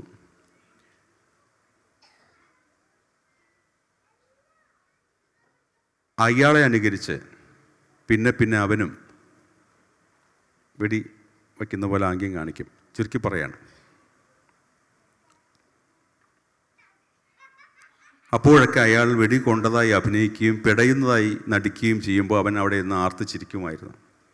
പോകെ ഇതൊരു കളിയായി. എല്ലാ ദിവസവും ബാൽക്കണിയിൽ വന്ന് അവനിങ്ങനെ തൻ്റെ കുഞ്ഞു വിരലുകൾ നീട്ടി തോക്കിൻ്റെ മുദ്രയാക്കി പിടിച്ച് വെടിവെക്കും. ഇയാൾ വെടി കൊണ്ടതായിട്ട് നടിക്കും. അന്ന് 9ാമത്തെ വരി, അന്ന് അയാൾ തൻ്റെ മുരത്ത വിരലുകൾ തോക്കിൻ്റെ മുദ്രയാക്കി പിടിച്ച് കുറേ നേരം ഉന്നം പിടിക്കുന്നതായി നടിച്ച് അവന് ഇടംബലം അനങ്ങുവാൻ അനുവദിക്കാത്ത നിലയിൽ ലക്ഷ്യം ഭേദിയാക്കിയിട്ട് ഠോ എന്ന് ആഞ്ഞ് ശബ്ദിച്ചു. അടുത്ത നിമിഷം ബാൽക്കണിയിൽ നിന്ന് ഒരു നിലവിളിയോടെ കുട്ടി റോട്ടിലേക്ക് പതിച്ചു. ചോരയുടെ ഒരു കൊച്ചു കുളത്തിൽ പിടഞ്ഞ് മരിക്കാൻ തുടങ്ങുന്നതിന് മുമ്പ് ഓടിച്ചെന്ന് ഗദ്ഗദകണ്ഠനായി എൻ്റെ കുഞ്ഞെ നീ എന്താണ് കാണിച്ചതെന്ന് ചോദിച്ച അയാളോട് അവൻ തൻ്റെ വിറയ്ക്കുന്ന കുഞ്ഞു തൊണ്ടയോടെ പറഞ്ഞു, അയാൾ ചോദിക്കുകയാണ്, നീ ഇന്നലെ വരെ നീ കാണിച്ച കളിയാണല്ലോ ഞാനും തിരിച്ച് കാണിച്ചതെന്ന് ചോദിക്കുകയാണ്. അപ്പോൾ കുട്ടി പറഞ്ഞു, പക്ഷെ ഞാൻ വെടിവെച്ചത് കൊല്ലാനായിരുന്നില്ലല്ലോ എന്ന് പറയുന്നു. അത്രയേ ഉള്ളൂ ആ കഥ. ഇതിനെന്താണ് 25 ലക്ഷത്തിൻ്റെ മൂല്യമെന്ന് നമ്മൾ പെട്ടെന്ന് വിചാരിക്കും. പിന്നെയും പിന്നെയും വായിക്കുമ്പോൾ നമുക്ക് മനസ്സിലാവും, നമ്മൾ കുട്ടിയോട്, സ്ത്രീയോട്, പ്രകൃതിയോട്, പാർശ്വവൽകൃതനോട് ജാതി കൊണ്ടോ വർണ്ണം കൊണ്ടോ പണം കൊണ്ടോ ഏതെങ്കിലും തരത്തിൽ താഴെ എന്ന് നമ്മൾ വൃഥാ വിചാരിക്കുന്ന ഒരാളോട് പറയുന്ന വാക്കിനേക്കാൾ, വാക്ക് വേണമെന്നില്ല, അതിനേക്കാൾ മാരകമായിരിക്കും വെറുതെ ഒരു ആംഗ്യം പോലും, ഠോ എന്ന് പറയുന്ന ഒരു ആംഗ്യം പോലും. അതവനെ മുറിവേൽപ്പിക്കും, അവനെ അല്ലെങ്കിൽ അവളെ കൊല്ലും. നമ്മൾ പലപ്പോഴും അത് ഓർക്കുന്നില്ല സംസാരത്തിൽ. മനുഷ്യനാമത്തിൽ ചെറ്റ എന്ന് പറയുന്നൊരു അധ്യായമുണ്ട്. അതിൽ പറയുന്നുണ്ട്, നമ്മുടെ നേതാക്കന്മാർ അല്ലെങ്കിൽ ചാനൽ ചർച്ചയിലൊക്കെ ചെറ്റ എന്നും ചെറ്റത്തരെന്നും ഒക്കെ പറഞ്ഞു തുടങ്ങുന്നതിന് മുമ്പാണ് ആ നോവൽ എഴുതി, നിങ്ങൾക്കറിയാം. പക്ഷെ മനുഷ്യനാമത്തിൽ അദ്ദേഹത്തിൻ്റെ പേര് ചെറ്റ എന്നാണ്. അതിനകത്ത് പറയുന്നുണ്ട്, സാഹചര്യങ്ങൾ കൊണ്ട് ഗതികെട്ട ജീവിതം നയിക്കുന്ന ഒന്നിനെ ചൂണ്ടി നമ്മൾ ചെറ്റ എന്നോ ചെറ്റത്തരം എന്നോ പറയുമ്പോൾ അതൊരുവൻ്റെ വീടിൻ്റെ പേരാണ് എന്ന് നമ്മൾ മറന്നു പോകുന്നു. പഴയ കാലത്തെ കുടിലുകൾക്ക് പറഞ്ഞ വാക്കാണ് ചെറ്റ എന്നുള്ളത്. അവിടെ ജീവിക്കുന്നതിൻ്റെ ജീവിതമാണ് ചെറ്റത്തരം എന്ന് പറയുന്നത്. അതൊരു അധമ വാക്കാണ്, അല്ലെങ്കിൽ ശകാരപദമാണ്, അശ്ലീലമാണ്, ആഭാസമാണ്, നമ്മളെങ്ങനെ തെറ്റിദ്ധരിക്കുകയാണ്. ചാത്തൻ എന്നുള്ള വാക്ക്, ബിവറേജസിൽ ക്യൂവിൽ നിന്നിട്ട് ഉദ്ദേശിച്ച ബ്രാൻഡ് കിട്ടിയില്ലെങ്കിൽ നമ്മളെപ്പോഴും കേൾക്കുന്നതാണ്, നല്ലത് കിട്ടിയില്ല, അവസാനം ഒരു ചാത്തൻ വാങ്ങി പോരേണ്ടി വന്നു. പക്ഷെ പിന്നിൽ നിൽക്കുന്ന ഒരാളുടെ അച്ഛൻ്റെ പേരാണ് ചാത്തൻ എന്നുള്ളത്. അവനെ വളർത്താൻ അവൻ്റെ ജീവിതത്തിൽ രാജാവായിരുന്ന ഒരു മനുഷ്യൻ്റെ പേരാണ് ചാത്തൻ. അത് പൊതുവിടത്തിൽ ഒരു ശകാരപദമായി, ഒരു കെട്ട പദമായി പ്രയോഗിക്കുമ്പോൾ ഒരു മനുഷ്യൻ വേദനിക്കുന്നുണ്ട്. നാറി എന്നുള്ളത് വിയർക്കുന്നവൻ്റെ ശകാരപദമായിരുന്നു പഴയ കാലത്ത്. സപ്പർമഞ്ചക്കട്ടിലിൽ ഇരുന്ന് മുറുക്കി ഇരിക്കുന്ന ഫ്യൂഡൽ ജന്മി അവൻ്റെ പറമ്പിൽ പണിയെടുത്ത് വരുന്നവൻ്റെ വിയർപ്പ് നാട്ടത്തെ സൂചിപ്പിച്ചുകൊണ്ട് അവൻ്റെ ജാതിയെയും അവൻ്റെ കീഴാള സ്ഥിതിയെയും സൂചിപ്പിച്ചുകൊണ്ട് പറഞ്ഞ വാക്കാണ് നാറി എന്നുള്ളത്. പരനാറി എന്ന് പറയുന്നത് പരമമായ നാറ്റമുള്ളവൻ, മലം ചുമക്കുന്നവൻ, തോട്ടിപ്പണിക്കാരനെ വിളിക്കുന്ന ശകാരവാക്കാണ്. അത് പറയാൻ പാടില്ലാത്തതാണ്. കാരണം ഈ ചെറ്റക്കുടികളിൽ ജീവിച്ചിരുന്നവരും ഈ പരമമായ നാറ്റം സ്വന്തം ദേഹത്തിൽ വച്ച് നമുക്ക് വേണ്ടി ജീവിച്ച് മരിച്ചവരുമായ ആളുകളുടെ വോട്ട് കൊണ്ടാണ് നമ്മൾ അധികാരത്തിൽ വന്നത്, അഭിമാനത്തോടെ അധികാരത്തിൽ വന്നത്. നമ്മളത് മറന്നിട്ട് അറിയാതെ നമ്മുടെ ശകാരപദമായിട്ട് പഴയ ഫ്യൂഡൽ പ്രഭുക്കന്മാരെ നമ്മളറിയാതെ ചാത്തനെന്നും നാറിയെന്നും പരനാറി എന്നൊക്കെ നമ്മളറിയാതെ പറഞ്ഞു പോവുകയാണ്. ഇത് ഉടനീളം കേരളത്തിൻ്റെ മാത്രമല്ല ഇന്ത്യയുടെ ഉടനീളമുള്ള സാംസ്കാരിക അന്തരീക്ഷത്തിൽ വാക്കിൻ്റെ ഈ മൂല്യം അറിയാതെ, വാക്കിൻ്റെ വേരറിയാതെ പറയുന്നുണ്ട്. ഇത് പറഞ്ഞു കൊടുക്കാൻ ബാധ്യസ്ഥരായ ആളുകളുണ്ട്, സാംസ്കാരിക പ്രവർത്തകർ. പക്ഷേ അധികാരിയുടെ മുമ്പിൽ ഇത് പാടില്ല സാറേ, ഇങ്ങനെ പറയാൻ തെറ്റാണെന്ന് പറയുവാൻ നമ്മുടെ എഴുത്തുകാർക്ക് ധൈര്യം പോരാ. കാരണം അടുത്ത പത്മശ്രീയോ ദാദാ സാഹേബോ പോവുമെന്ന് പേടിച്ചിട്ട് നമ്മൾ മിണ്ടാതെ ഇരിക്കും. അപ്പോൾ ആ കറക്ഷന് വേണ്ടിയിട്ടാണ് എഴുത്തുകാരൻ എഴുതുന്നത്. നമ്മുടെ മുകളിലേക്ക് 44 നദികൾ കയറിയിരുന്ന് കവയ്ക്കുമ്പോൾ, നമ്മളെ മുക്കിക്കൊല്ലുമ്പോൾ, നമ്മൾ കാട്ടിലെറിഞ്ഞ അവസാനത്തെ മിഠായി കടലാസ് അടക്കമുള്ള പ്ലാസ്റ്റിക് തരികൾ നമ്മുടെ പുഴകളിലൂടെ തിരിച്ച് നമ്മുടെ നഗരങ്ങളിലേക്ക് പുഴകൾ തിരിച്ചു കൊണ്ടുപോയി തള്ളുമ്പോൾ അതിൻ്റെ വേദനയിൽ നിന്നാണ് ഞാൻ സമുദ്രശില എഴുതിയത്. അത് ഒരമ്മയും മകനും തമ്മിലുള്ള ഒരു നിമിഷത്തിൻ്റെ ഒരു ശാരീരിക ബന്ധത്തിൻ്റെ വർണ്ണന കൊണ്ട് റദ്ദ് ചെയ്യപ്പെടുന്നതല്ല എന്ന് ഞാൻ വിചാരിക്കും. പറയരുതേ വാത്മീകിയെയും കബീറിനെയും കുറിച്ച് അവർ അഭയാർത്ഥികൾക്കിടയിൽ കീറത്തുണികളിലിരുന്ന് വിയർക്കുന്നു. പറയരുതേ ലല്ലയെയും മീരയെയും കുറിച്ച് എന്ന് പറഞ്ഞ് നമ്മുടെ സച്ചിമാഷിൻ്റെ കവിതയുണ്ട്. ഇപ്പോൾ ഇവർ രണ്ടും പറഞ്ഞത് തമ്മിൽ എനിക്ക് തോന്നുന്നു ഒരു പൂർണ്ണത കൈവന്നിരിക്കുകയാണ്. രണ്ടുപേരും പറഞ്ഞ ക്രാഫ്റ്റിൻ്റെ കാര്യമാണെങ്കിലും രാഷ്ട്രീയത്തിൻ്റെ കാര്യമാണെങ്കിലും എല്ലാം ഒരു സൈക്ലിക്കായിട്ടുള്ളൊരു ഒരു ചാക്രികമായിട്ടുള്ളൊരു സംഭവം ഇവിടെ സംഭവിച്ചതായിട്ട് എനിക്ക് തോന്നുന്നു. ഇപ്പോൾ അവസാനം പറഞ്ഞു നിർത്തിയിരിക്കുന്നത് സറ്റിലായിട്ട് എങ്ങനെ ഒരു കഥയിൽ അല്ലെങ്കിൽ കവിതയിൽ രാഷ്ട്രീയം പറയാം എന്ന് വളരെ കൃത്യമായി ഇവരുടെ രണ്ടുപേരുടെയും കൃതികൾ രേഖപ്പെടുത്തുന്നുണ്ട്. അല്ലെങ്കിൽ വിളിച്ചു പറയാത്ത രാഷ്ട്രീയം കൂരമ്പുകളായി കവിതയ്ക്കുള്ളിലും കഥയ്ക്കുള്ളിലും നിറച്ചു വയ്ക്കുന്ന രാഷ്ട്രീയത്തിൻ്റെ രണ്ട് പ്രതിനിധികളാണ്. അതേസമയം സൗന്ദര്യാത്മകമായ കാവ്യശില്പങ്ങളുടെയും കഥാശില്പങ്ങളുടെയും രണ്ട് പ്രതിനിധികളെയാണ് ഇന്ന് നമുക്ക് ഇവിടെ സംഭാഷണത്തിനായി കിട്ടിയത്. അതിന് നമുക്ക് അഭിമാനിക്കാം. നേരത്തെ പറഞ്ഞതുപോലെ പറയാൻ മടിക്കുന്നത് അല്ലെങ്കിൽ പ്രതിരോധത്തിൻ്റെ വാക്കുകൾ പറയാൻ മടിക്കുന്ന കാലത്ത് നിശബ്ദത ഏറ്റവും വലിയ തിന്മയായി തന്നെ നമ്മൾ കാണേണ്ടിയിരിക്കുന്നു. അങ്ങനെയുള്ള കാലത്താണ് ഇത്തരത്തിലുള്ള കവിതകളും കഥകളുമെല്ലാം നമുക്ക് ലഭിക്കേണ്ടത്. ഇനി ഗോപികൃഷ്ണനോട് ചോദിക്കാനുള്ളത്, ഇപ്പം നമ്മൾ നേരത്തെ പറഞ്ഞു പ്രകൃതിയുടെ അല്ലെങ്കിൽ പ്രകൃതി സംരക്ഷണത്തിൻ്റെ ചിന്തകൾ വരുന്ന കഥകളും കവിതകളൊക്കെ നോവലുകളൊക്കെ നമുക്ക് ലഭിക്കുന്നു. അല്ലെങ്കിൽ കീഴാള ജീവിതത്തിൻ്റെ വ്യഥകൾ പറയുന്ന അല്ലെങ്കിൽ അരികുവൽക്കരിക്കപ്പെട്ട മനുഷ്യരുടെ കഥകൾ പറയുന്ന കഥകൾ കൃതികൾ ഒക്കെ ഉണ്ടാവുന്നു. അല്ലെങ്കിൽ ഇല്ലാതായിക്കൊണ്ടിരിക്കുന്ന ഭാഷയെക്കുറിച്ച് അല്ലേ, നഷ്ടപ്പെട്ടുകൊണ്ടിരിക്കുന്ന വാക്കുകളെക്കുറിച്ച് ഉള്ള രചനകളുണ്ടാവുന്നു. ഒരു തരത്തിൽ ദേശമെഴുത്തുകളൊക്കെ നമുക്ക് അന്യം നിന്ന് പോകുന്ന ചില വാക്കുകളെ സംരക്ഷിക്കാനുള്ള ശ്രമങ്ങളാണ്. ഈയിടെ നമ്മുടെ മലയാളത്തിൽ ഒരുപാട് തച്ചനക്കര കഴിഞ്ഞതിന് ശേഷം അല്ലെങ്കിൽ അതിനു മുമ്പും പിമ്പുമായിട്ട് ഒരുപാട് ദേശമെഴുത്തുകൾ നമുക്ക് കിട്ടിയിട്ടുണ്ട്. അപ്പോൾ അതെല്ലാം നമുക്ക് പലതും പ്രിസർവ് ചെയ്യാനുള്ള അല്ലെങ്കിൽ സംരക്ഷിക്കാനുള്ള, പലതിനെയും പ്രതിരോധിക്കാനുള്ള, കമ്പോളത്തെ പ്രതിരോധിക്കാനുമുള്ള ശ്രമങ്ങളായിട്ടാണ് ഇത്തരം എഴുത്തുകളൊക്കെ ഉണ്ടാവുന്നത്. ഇവരിൽ നിന്നും ഇനിയും അത്തരത്തിലുള്ള എഴുത്തുകൾക്കായിട്ട് നമ്മൾ കാത്തിരിക്കുകയാണ്. In the dark times will there also be singing? Yes, there will be singing about the dark times. ഇരുണ്ട കാലത്തും ഇരുണ്ട കാലത്തെക്കുറിച്ചുള്ള പാട്ടുകൾ ഉണ്ടാവണം, കവിതകൾ ഉണ്ടാകണം. മരങ്ങളെക്കാൾ പച്ച കമ്പോളത്തിലുണ്ട്, പക്ഷികളെക്കാൾ വേഗം റോക്കറ്റിനും. തലച്ചോറിൻ്റെ പുറത്ത് തലച്ചോർ, ഇനി കവി എന്തെഴുതും? ഒരു വാക്കെറിയുമ്പോൾ ഒരു കുല നക്ഷത്രം വിരിയുന്നതാണോ കവിത? കവിതയും കാൽപ്പനികതയും പ്രതിരോധവും ചേർന്ന് പോകുമോ? ഇതിൽ ഈ ഒരു പ്രധാനപ്പെട്ട കാര്യം, കവിത എഴുതുമ്പോഴുള്ള ഒരു വലിയ ബുദ്ധിമുട്ടെന്ന് പറയുന്നത്, ഈ 10,000 വർഷം പാരമ്പര്യമുള്ളൊരു മീഡിയത്തിലാണ് നമ്മൾ വർക്ക് ചെയ്യുന്നത്. അതേസമയം അത് ക്ലാസിക് കലയല്ല. ഇപ്പോൾ ക്ലാസിക് കല എന്ന് നമ്മൾ വിളിക്കുമ്പോൾ നമ്മുടെ ഉള്ളിൽ അതിൻ്റെ ഒരു പുരാതനത്തെ പറ്റിയുള്ളൊരു ബോധ്യം ഉണ്ടാവും. ഇപ്പോൾ കഥകളി എന്ന് പറഞ്ഞാൽ നമുക്കൊരു ബോധ്യം തരത്താൻ വരും. പക്ഷെ അതിനേക്കാളും പഴക്കമുള്ള കലയാണ് കവിത എന്ന് പറയുന്നത്. അപ്പോൾ കവിത ക്ലാസിക് കലയല്ലാത്തതിൻ്റെ ഒരു കാര്യം എന്ന് പറയുന്നത്, അത് ഓരോ ഘട്ടത്തിലും ഇങ്ങനെ പുതുക്കിയാണ് മുന്നോട്ട് പോന്നിട്ടുള്ളത്. പക്ഷെ അതേസമയം നമ്മൾ ജീവിതത്തിനുള്ള പോലെ തന്നെ നമുക്ക് പാസ്റ്റിനോടൊന്ന് പറയാനുണ്ട്. പാസ്റ്റിനോട്, നമ്മുടെ ഭൂതകാലത്തോട് നമുക്കൊരു ഒരു തരത്തിലുള്ള അഭിമുഖീകരണം ഉണ്ട്. അല്ലെങ്കിൽ ഭാവി കാലത്തോടും നമുക്കൊരു അഭിമുഖീകരണം ഉണ്ട്. അപ്പം നമ്മൾ നിൽക്കുന്ന മൊമെൻറ്റിനെ രേഖപ്പെടുത്തണമെങ്കിൽ ഒരു പക്ഷേ അതിനെ പുതുക്കണം. പഴയ വാക്കുകൊണ്ട് നമുക്ക് പറയാൻ പറ്റില്ല. പക്ഷെ അതേസമയം അത് പുതുക്കുമ്പോൾ, നമ്മളൊരു പുതിയ കവിത ലോകത്തുണ്ടാകുമ്പോൾ ഒരു പുതിയ പാസ്റ്റ് ഉണ്ടാവുകയാണ്. അത് പ്രധാനപ്പെട്ട കാര്യമായിട്ട് എനിക്ക് തോന്നുകയാണ്. അതായത് ഇന്നലെ കണ്ട പോലെയല്ല ഭൂതകാലത്തിന് നമ്മൾ കാണുക എന്ന് പറഞ്ഞാൽ ഒരു പ്രത്യേക ഒരു ആംഗിൾ ഓഫ് വിഷൻ ഉണ്ടാക്കുകയാണ് കവിത മാത്രമല്ല ഏത് ആർട്ടും ചെയ്യുന്നത്. ഒരു ആർട്ട് ചെയ്യുന്നതെന്ന് പറഞ്ഞാൽ യഥാർത്ഥത്തിൽ ചെയ്യുന്നത് അതൊരു പുതിയ ദർശനം സൃഷ്ടിക്കുകയാണ്.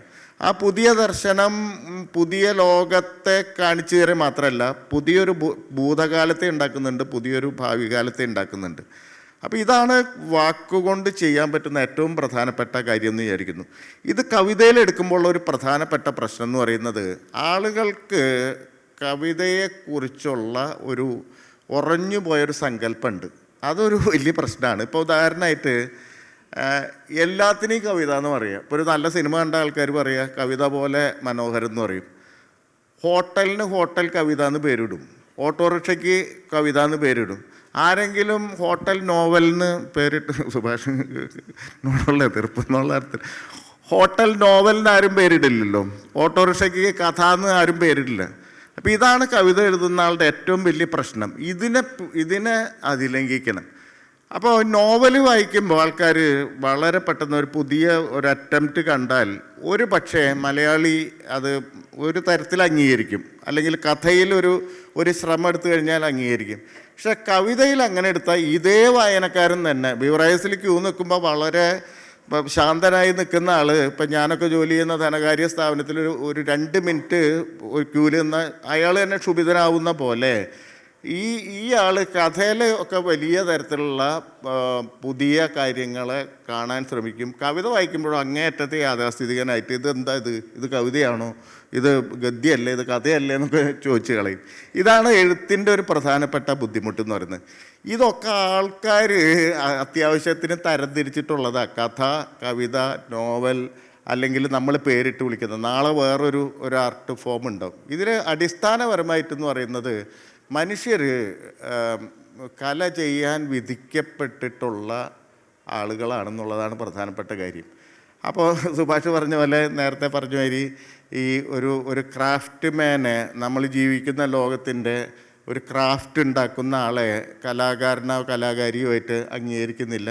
മറിച്ച് ഒരു പ്രത്യേക സന്ദർഭത്തിൽ നമ്മളൊക്കെ ഇവിടെ കയറിയിരിക്കുന്നുണ്ട്.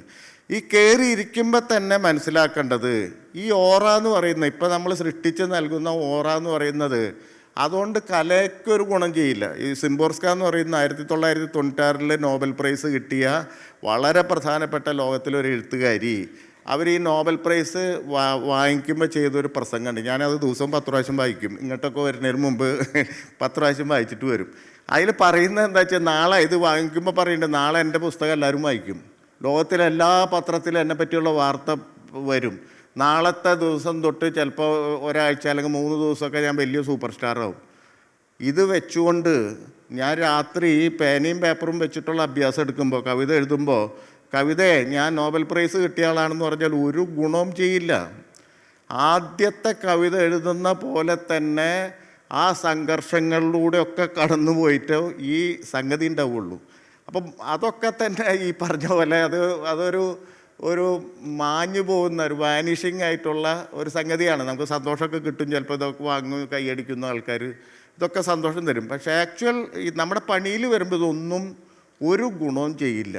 ഇത് മനസ്സിലാക്കിയാലോ നമുക്ക് ബേസിക്കലി ആർട്ടിനെ പാഷനായിട്ട് എടുക്കാൻ പറ്റുള്ളൂ. എന്ന് പറഞ്ഞാൽ നമ്മുടെ പാഷൻ എന്ന് പറയുന്നത് ഇതൊന്നുമല്ല, അത് എല്ലാവർക്കും ഉള്ള ഒരു കാര്യമാണ്. ഇപ്പം അനുഭവം എന്ന് പറഞ്ഞാൽ ഈ പറഞ്ഞ പണ്ട് അനുഭവങ്ങളാണ് ഞാൻ എഴുതുന്നത്, നിങ്ങൾക്ക് അനുഭവം ഉണ്ടോ എന്നൊക്കെ ചോദിക്കുമ്പോൾ, നമ്മൾ റോട്ടിൽ കാണുന്ന 10 ആളുള്ള 9 ആളുടെ അനുഭവം എനിക്കില്ല. പക്ഷേ വേറെ കാര്യം എന്ന് പറഞ്ഞാൽ അവർക്ക് വേറെ പണിയുണ്ട്.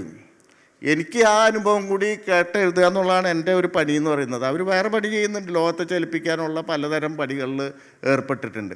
അപ്പം നമ്മൾ മനസ്സിലാക്കേണ്ടത് ഇത് ഒരു ഇക്വാളിറ്റിയുടെ ഉള്ളിൽ, ഇക്വാളിറ്റി വിശ്വസിച്ച് ചെയ്യുന്ന ഒരു പണിയാണെന്നുള്ള ബോധ്യം വളരെ പ്രധാനപ്പെട്ട ഒരു കാര്യമായിട്ട് ഈ റൈറ്റിങ്ങിൽ എടുക്കണം.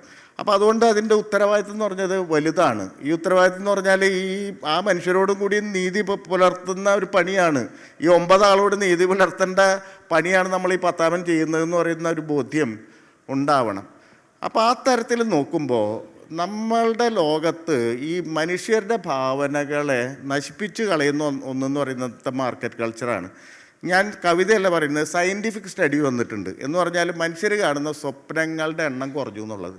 നമ്മളൊക്കെ ചെറുപ്പത്തിൽ ഒരുപാട് സ്വപ്നങ്ങൾ, ആന കുത്താൻ വരുന്നത് അല്ലെ, അങ്ങനെ പല സ്വപ്നങ്ങളും കണ്ടിരുന്നു. അതിനെ സൈക്കോളജിക്കലൊക്കെ ആയിട്ട് ആൾക്കാർ വിശദീകരിച്ചിട്ടുണ്ട്. പക്ഷേ ഹിസ്റ്റോറിക്കലായിട്ട് വിശദീകരിക്കുമ്പോൾ ഒരുപാട് സയൻറ്റിഫിക് സ്റ്റഡി വന്നിട്ടുണ്ട്. കാണുന്ന സ്വപ്നങ്ങളുടെ എണ്ണം കുറഞ്ഞു, ആളുകൾ സ്വപ്നം കാണുന്നില്ല. അതെന്താ കാരണം എന്ന് പറഞ്ഞാൽ, ഒരു നോട്ടം അതിലേക്ക് നോക്കിക്കഴിഞ്ഞാൽ, ബിക്കോസ് നമ്മുടെ ഡ്രീംസ് എന്ന് പറയുന്നത് എന്താ, എനിക്കിപ്പോൾ ഉള്ള കാറിനേക്കാൾ വലിയ കാറ് അടുത്ത കൊല്ലം വാങ്ങണം. ഇതൊരു ഡ്രീമാണ്, ഡ്രീമിൻ്റെ മെറ്റീരിയലൈസേഷനാണ്. ഇതാണ് മുതലാളിത്തം അല്ലെങ്കിൽ ഒരു ലേറ്റ് ക്യാപിറ്റലിസം ചെയ്തുകൊണ്ടിരിക്കുന്നത്.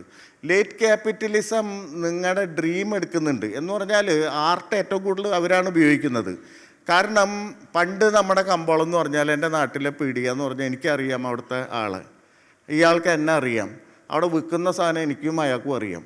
ഇതായിരുന്നു കച്ചവടം എന്ന് പറയുന്നത്. നമുക്ക് അവിടെ പോയിട്ട് പരിപ്പ് എന്താണ് പയറെന്താണെന്ന് പ്രത്യേകം പറഞ്ഞ് മനസ്സിലാക്കേണ്ട കാര്യമില്ല. ഇന്ന് നിങ്ങൾക്ക് വിൽക്കുന്ന ഒരു ഇലക്ട്രോണിക് സാധനത്തിനെ പറ്റി നിങ്ങൾക്ക് ഒന്നും അറിയില്ല. ഐഫോൺ നിങ്ങൾ പറയുന്നത് അവർ പറഞ്ഞു തരുന്ന കാര്യമാണ്. അല്ലാണ്ട് നിങ്ങൾക്ക് നമുക്ക് എന്തെങ്കിലും ജ്ഞാനമുണ്ടോ അതിനെ പറ്റിയിട്ട്, അതിന് എത്ര മൂല്യം ഉണ്ടെന്നുള്ളതിനെ പറ്റി നമുക്ക് എന്തെങ്കിലും ധാരണയുണ്ടോ? ഇല്ല, ഇതൊന്നുമില്ല. മറിച്ച് ഇത് സംഭവിപ്പിക്കുന്ന കലയെ കൂടിയാണ്. ഒരു അഡ്വർടൈസ്മെൻ്റ് എന്ന് പറഞ്ഞാൽ അത് ഒരു പ്രോഡക്റ്റിനെ ഡൊമസ്റ്റിക്കേറ്റ് ചെയ്യുക. ഈ പ്രോഡക്റ്റ് എൻ്റേതാണ്, എനിക്കെല്ലാം അറിയാമെന്ന് തോന്നിപ്പിക്കുകയാണ്. അപ്പോൾ ആർട്ടിനെ ഈ ലേറ്റ് ക്യാപിറ്റലിസവും ഈ നിയോലിബറലിസവും വളരെ ഗംഭീരമായിട്ട് ഉപയോഗിച്ചുകൊണ്ടിരിക്കുകയാണ്. ഇതിനെ എതിർക്കുന്ന ഒരു സംഗതി ആർട്ടിൻ്റെ ഉള്ളിൽ നിന്ന് നോട്ടുണ്ടാവണം. ഈ നോട്ടുണ്ടാവണം എന്ന് പറയുന്നതിൻ്റെ കാരണം ഇത് ആത്യന്തികമായിട്ട് ഈ ലേറ്റ് ക്യാപിറ്റലിസത്തിൻ്റെ ഒരു ക്രൈസിസ് വരിക എന്ന് പറയുന്നത് ഈ നാച്ചുറൽ റിസോഴ്സസിൻ്റെ നഷ്ടം സംഭവിച്ചാൽ എന്താണ് ഉള്ള ഒരു അല്ലെങ്കിൽ ഈ റിസോഴ്സസ് പരിമിതമായിക്കൊണ്ടിരിക്കുന്ന ഇന്നല്ലെങ്കിൽ നാളെ അതിനെ അഡ്രസ്സ് ചെയ്യേണ്ടി വരും. ഈ ക്വസ്റ്റ്യൻ പ്രധാനപ്പെട്ടതാണ്, ലോകത്തിൽ ഒരു ആർട്ടിസ്റ്റിന് പ്രധാനപ്പെട്ടതാണ്. നമ്മൾ ഇന്ന് ജീവിക്കുമ്പോൾ അങ്ങനെ ഇപ്പോൾ ഞാനിത് ഒരു സ്ഥലത്ത് ചെന്നപ്പോൾ അങ്ങനെയില്ല, നമ്മളിത് ഭൂമി കഴിഞ്ഞാൽ നമ്മൾ ചൊവ്വയെ പോവുമല്ലോ, അപ്പം റിസോഴ്സസ് അവിടെ ഉണ്ടാവുമല്ലോ, അതുകൊണ്ട് പേടിക്കണ്ടെന്ന് പറയാം വേറൊരു തരത്തിൽ ഈ കമ്പോള യുക്തിയിൽ വിശ്വസിച്ചാൽ. ഈ അടുത്ത കാലത്ത് ഒരു സിനിമ വന്നു, എന്താ ഡോണ്ട് ലുക്ക് അപ്പ് എന്നോ അങ്ങനെ എന്തോ പേരാണ്. അതിലിതേപോലെ ഇലോൺ മസ്കിൻ്റെ പോലെയുള്ള ഒരാളാണ് അതിൽ നായകൻ. അതായത് ഭൂമിയിലേക്ക് ഒരു ഉൽക്ക വരുന്നു എന്ന് പറഞ്ഞാൽ സാധാരണ അമേരിക്കൻ പടത്തിൻ്റെ ഒരു ചിത്രീകരണമാണ്.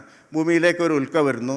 അപ്പോൾ ഇലോൺ മസ്കിൻ്റെ പോലെയുള്ള ഒരാൾ, ട്രംപിൻ്റെ പോലെ ഉള്ള ഒരാളൊക്കെ അതിൻ്റെ ഉള്ളിലുണ്ട്. അവർ പറയുന്നത് നമുക്ക് കുറച്ച് ആൾക്കാർക്ക് വേറെ ഗ്രഹത്തിൽ പോവാം, ഇത് നശിച്ചോട്ടെ പ്രശ്നമില്ല, നമുക്ക് വേറെ സ്ഥലത്തേക്ക് പോവാം. സെലക്റ്റഡ് ആയിട്ടുള്ള ആളുകളെ തിരഞ്ഞെടുക്കുന്നു, ഇതേപോലെ വലിയ പേടകമൊക്കെ ഉണ്ടാക്കുന്നു. ആ ഗ്രഹത്തിൽ പോകുമ്പോൾ അവിടെ അതുവരെ ഇല്ലാത്ത അവർ കാണാത്ത ഒരു ജീവി വർഗം വന്നിട്ട് ഇവരെ പിടിച്ച് തിന്നുന്നതാണ് കഥ. എന്ന് പറഞ്ഞാൽ അവരെ അവിടെ വെച്ചിട്ട് അവസാനിപ്പിക്കുകയാണ്. അപ്പോൾ ഈ തരത്തിൽ നമ്മളൊരു കമ്പോളം നമ്മളിൽ സ്വപ്നം നിറയ്ക്കുന്നത് കൂടിയാണ് ഈ പൊരുതുന്ന മനുഷ്യൻ പോകുന്നതിൻ്റെ കാരണം. എന്തുകൊണ്ടാണ് ഈ ലോകത്ത് നമ്മളൊരു ക്വസ്റ്റ്യൻ ചോദിക്കാത്തത്? നമുക്ക് പുതിയ ലോകം വരുന്നു, പുതിയ ടെക്നോളജി വരുന്നു, പുതിയ ലോകത്തെ പറ്റിയുള്ള ദർശനം വരുന്നു. അതിൻ്റെ മറുപുറത്ത് കണ്ണ് തുറക്കുന്ന നരവർഗ നവാതിഥി എന്നാണ് അക്കിത്തം പറഞ്ഞത്. പുതിയ ലോകത്തേക്ക് വരുന്ന ആദ്യം കണ്ണ് തുറക്കുന്ന കുഞ്ഞിൻ്റെ മുകളിൽ ബോംബ് വിടുന്നു. ഇത് രണ്ടും നമുക്ക് ബാലൻസ് ചെയ്യണം. ഇത് ബാലൻസ് ചെയ്യാണ്ട് പോയി കഴിഞ്ഞാൽ മനുഷ്യർ എന്ന് പറയുന്നത് അങ്ങേയറ്റം ദുർബല ജീവികളാണ്. 10 മിനിറ്റ് നിങ്ങളുടെ മൂക്ക്, 10 മിനിറ്റ് വേണ്ട, 5 മിനിറ്റ് നിങ്ങളുടെ മൂക്ക് അടച്ചു വെച്ചാൽ നിങ്ങളെല്ലാവരും ഇല്ലാതാവും. നമ്മുടെ തൊലിക്ക് ചീങ്കണ്ണിയുടെ കട്ടിയൊന്നുമില്ല, പെട്ടെന്ന് മുറിവേൽപ്പിക്കാം. നമ്മൾ ഒരാൾക്ക് നശിപ്പിക്കുക എന്ന് പറഞ്ഞാൽ വളരെ എളുപ്പമാണ്, മനുഷ്യകുലത്തെ നശിപ്പിക്കാമെന്ന്. ഇതിനെ നമ്മൾ അതിജീവിച്ചത് അങ്ങേയറ്റത്തെ സഹവർത്തിത്വം കൊണ്ടും ഒരു സമത്വ ബോധം കൊണ്ടും പരസ്പരം ബന്ധിപ്പിക്കുന്ന സ്നേഹം എന്ന് പറയുന്ന ഒരാശയം കൊണ്ടുമാണ്. ഇതിനെ പുതിയ കാലത്ത് നിലനിർത്തുക എന്ന് പറയുന്നത് ഏത് ഈ സംസ്കാരത്തിൽ ഇടപെടുന്ന ഓരോരുത്തരുടെയും പ്രധാനപ്പെട്ട പ്രശ്നമാണ്. അതിൽ ഒരു കാര്യം ഞാൻ ചെയ്യാൻ ശ്രമിക്കുന്നു, ഒരു കാര്യം സുഭാഷ് ചന്ദ്രൻ ചെയ്യാൻ ശ്രമിക്കുന്നു, ഒരു കാര്യം ഷീല ചെയ്യാൻ ശ്രമിക്കുന്നു, അല്ലെങ്കിൽ ഈ മനുഷ്യർ മുഴുവൻ ചെയ്യാൻ ശ്രമിക്കുന്നു. ഇതെല്ലാം ചേർന്നിട്ടാണ് ഇന്നത്തെ കാലത്തിൻ്റെ ആർട്ട് ഉണ്ടാവുന്നത്. അല്ലാതെ പണ്ടത്തെ പോലെ ഒരു മഹാകവി, ഒരു മഹാകഥാകൃത്ത്, മഹാനോവലിസ്റ്റ് എന്നൊന്നുമില്ല. മറിച്ച് ഇതെല്ലാം ചേർന്നിട്ട് ആ ബോധത്തിൻ്റെ പ്രതലം എപ്പോഴും ഉണ്ടാക്കിക്കൊണ്ടിരിക്കണം. അംബേദ്കർ പറഞ്ഞ പോലെ സോഷ്യൽ ഡെമോക്രസി എന്ന് പറയുന്ന ഒരു ആശയം നിലനിൽക്കണം. നിങ്ങളുടെ സമൂഹത്തിൽ ഇക്വാലിറ്റി, ഫ്രട്ടേണിറ്റി, ലിബർട്ടി എന്ന് പറയുന്ന ഒരു ആശയത്തിന് എന്തെങ്കിലും തകരാറുണ്ടാകുമ്പോൾ അവിടെ ഇടപെടാൻ ഒരാൾ വേണം. അങ്ങനെ ഇടപെടാൻ ആളില്ലെങ്കിൽ പൊളിറ്റിക്കൽ ഡെമോക്രസി എന്ന് പറഞ്ഞാൽ 5 കൊല്ലം കൂടുമ്പോൾ വോട്ട് കിട്ടുന്നു, വോട്ട് വാങ്ങിക്കുന്ന ആൾ ജയിക്കുന്നു, അവർ മന്ത്രിസഭ ഉണ്ടാക്കുന്നു. ഈ ടെക്നിക്കലായിട്ടുള്ള ഡെമോക്രസിയാണെന്ന് നമ്മൾ വിശ്വസിക്കും. ആ ഫ്രെയിമിൽ കൂടെ ഇതുവരെ ഇല്ലാത്ത ലോകത്തെ ഫാസിസം കയറി വരികയും ചെയ്യും. അപ്പോൾ ഈ സോഷ്യൽ ഡെമോക്രസി നിലനിർത്തുക എന്നുള്ളതാണ് ഒരർത്ഥത്തിൽ ആർട്ടിസ്റ്റ് ഭാവന കൊണ്ടും ചരിത്രബോധം കൊണ്ടും പരസ്പരമുള്ള വിശ്വാസം കൊണ്ടും സ്നേഹം കൊണ്ടും പരസ്പര ആശ്ലേഷിക്കൽ കൊണ്ടൊക്കെ സംഭവിപ്പിക്കുന്നത്. അതിനാണ് ഒരു പക്ഷേ നമ്മളെല്ലാവരും ഇന്ന് ശ്രമിക്കേണ്ടതെന്ന് മാത്രമാണ് എനിക്ക് പറയാനുള്ളത്. നന്ദി. എത്ര സുന്ദരമായിരുന്നു അല്ലേ ഇവരുടെ രണ്ടുപേരുടെയും വാക്കുകൾ കേട്ടുകൊണ്ടിരിക്കാൻ. എനിക്ക് നിർത്താൻ തോന്നുന്നില്ല, പക്ഷേ നമ്മുടെ സമയം കഴിയാണ്. പക്ഷേ നിങ്ങൾക്ക് ചോദ്യം ചോദിക്കാനായിട്ട് സമയമുണ്ട്. എനിക്ക് ചോദിക്കാനുള്ളതെന്ന് പറഞ്ഞാൽ ഇപ്പോഴത്തെ അതായത് ഈ വിഷയം മലയാള ഭാഷയും അതുപോലെ തന്നെ സാഹിത്യത്തിൻ്റെയും വളർച്ചയാണ്. അപ്പോൾ ഈ ഒത്തിരി കൃതികൾ ഉണ്ടാകുന്നുണ്ടെങ്കിലും മലയാള ഭാഷയുടെ വളർച്ച എത്രത്തോളം ഉണ്ട് എന്നുള്ളതിൽ ഒരു ചെറിയൊരു സംശയമുണ്ട്. കാരണം പല ഈ കവികളുടെയും ഈ നോവലുകളുടെയും ഒക്കെ പദപ്രയോഗങ്ങൾ കാരണം ഭാഷയെ വളർത്താൻ ഉതകുന്ന തരത്തിലുണ്ടോ എന്നൊരു എൻ്റെ ഒരു എളിയ ഒരു വായനക്കാരൻ്റെ സംശയമാണ്. അതുപോലെ തന്നെ നമ്മുടെ ഈ എഴുത്തുകാരുടെയും അതുപോലെ തന്നെ കവികളുടെയും ഒക്കെ ലക്ഷ്യം നമ്മുടെ സമൂഹത്തിലുണ്ടാകുന്ന ഈ അനീതികൾക്കെതിരെയുള്ള ഒരു ശബ്ദമാകണം എന്നൊരഭിപ്രായമുണ്ട്. പക്ഷേ ചില നോവലുകളിലും ഇല്ലാതെ കവിതകളിലൊക്കെ കാണുന്ന പിന്നെ ഈ ഒരു കഥാപാത്രത്തിൻ്റെ ചിന്തകൾ ഈ എഴുത്തുകാരനെ ഇല്ലെങ്കിൽ എഴുത്തുകാരൻ്റെ ചിന്തകളെ സ്വാധീനിക്കാറുണ്ടോ, ഇല്ലെങ്കിൽ അദ്ദേഹത്തിൻ്റെ പിന്നെ ചിന്തകളാണോ ഇതിലേക്ക് വരുന്നത്, ചില നോവലുകളിലേക്ക് വരുന്നത് എന്നുകൂടെ ഒരു ചെറിയ സംശയമുണ്ട്. ഒരുപക്ഷെ ഇവിടെ ഇരിക്കുന്ന എല്ലാവരുടെയും മനസ്സിലുള്ള ചില ആശങ്കകളും ചോദ്യങ്ങളാണ് അദ്ദേഹം റിനീഷ് ചോദിച്ചത്. അതിൻ്റെ ഉത്തരവും നമുക്കെല്ലാവർക്കും അറിയാം. പക്ഷെ അതൊരു എഴുത്തുകാരൻ്റെ വായിൽ നിന്ന് കേൾക്കുമ്പോൾ ഒരു സന്തോഷം എന്നുള്ളതുകൊണ്ടാണ് ചോദിക്കുന്നത് എനിക്കറിയാം. ഭാഷ കാലത്തിനനുസരിച്ച് വികസിക്കേണ്ടുന്ന ഒന്നാണ് എന്ന് നമുക്ക് എല്ലാവർക്കും അറിയാം. പക്ഷെ നമ്മൾ പലപ്പോഴും ഗോപി പറഞ്ഞതുപോലെ ഭൂതകാലത്തിൻ്റെ കിരണമേറ്റ് നടക്കുന്ന പാവങ്ങളായിട്ടാണ് സ്വയം വിചാരിക്കുക. ചരിത്രത്തിൽ, സംസ്കാര ചരിത്രത്തിൽ ഇതുവരെയും എഴുതിയ ആളുകളുടെ ശക്തി കൂടി സമാർജിച്ചുകൊണ്ടാണ് പുതിയ എഴുത്തുകാരുണ്ടാവുകയും കൂടുതൽ മുന്നോട്ട് പോവുകയാണ് ചെയ്യുന്നത്. അതുകൊണ്ട് ഭൂതകാലത്തിലെ എല്ലാ എഴുത്തുകാരോടും നമുക്ക് വലിയ ബഹുമാനമുണ്ടെങ്കിലും അവരുടെ പാതാരബിന്ദങ്ങളെ നമസ്കരിച്ചുകൊണ്ട് കിടക്കുന്ന ആളുകളായിട്ട് ചെറുതായി പോകേണ്ടതില്ല എന്നാണ് എൻ്റെ ഒരു ചെറിയ തോന്നൽ. മുന്നോട്ട് പോവുകയാണ് ഒരു സാഹിത്യം ചെയ്യുന്നത്. അങ്ങനെ ചെയ്യുമ്പോൾ വേണ്ടത് താങ്കൾ പറഞ്ഞതല്ല, പുതിയ അനുഭവങ്ങളെ ആവിഷ്കരിക്കാനുള്ള പദാവലികളും പ്രയോഗങ്ങളും ഒക്കെ ഉണ്ടായി വരേണ്ടത് ആവശ്യമാണ്. ഇപ്പോൾ വെടികൊണ്ട പന്നി പോലെ എന്ന് പറഞ്ഞാൽ വെടികൊണ്ട പന്നിയെ കണ്ടിട്ടുള്ളവർക്കേ അത് മനസ്സിലാവുള്ളൂ. പുതിയ കുട്ടികളോട്, ഇപ്പോഴത്തെ ഈ ജെൻസി കുട്ടികളോട് ഒരു നോവലിലോ കഥയിലോ വെടികൊണ്ട പന്നി പോലെ എന്ന് പറയുമ്പോൾ അവരൊക്കെ അറിയില്ല വെടികൊണ്ട പന്നി എന്താ സംഭവം എന്നുള്ളത്. വല്ല പോത്തുപോലെ കിടന്നുറങ്ങുന്നു നമ്മുടെ അച്ഛനമ്മമാർ നമ്മളോട് പറഞ്ഞിരുന്നു. നമ്മൾ പുഞ്ചയിലും മറ്റും അഗാധമായ ചെടിയിൽ ആലസ്യത്തിലാണ്ട് മയങ്ങുന്ന നിർവൃതിയിലടഞ്ഞ കണ്ണുകളുള്ള പോത്തുകളെ നമ്മൾ കണ്ടിട്ടുള്ളതുകൊണ്ട് ഉച്ചവെയിൽ തട്ടിയാലും ഉണരാതെ കിടക്കുന്ന ആലസ്യത്തിൻ്റെ ചെളിക്കുണ്ടി കിടക്കുന്ന പോത്തിനെ പോലെ നമ്മൾ കിടക്കുന്നതിനെപ്പറ്റി നമുക്ക് സങ്കല്പിക്കാൻ പറ്റുമായിരുന്നു. കണ്ണിൽ എണ്ണയൊഴിച്ച് കാത്തിരുന്നു അമ്മ എന്നൊക്കെ പുതിയ കവിതയിൽ എഴുതിയാൽ അത് ഏൽക്കില്ല. കാരണം എണ്ണയൊഴിച്ച് കത്തിക്കുന്ന വിളക്ക് കുട്ടി കണ്ടിട്ടില്ല.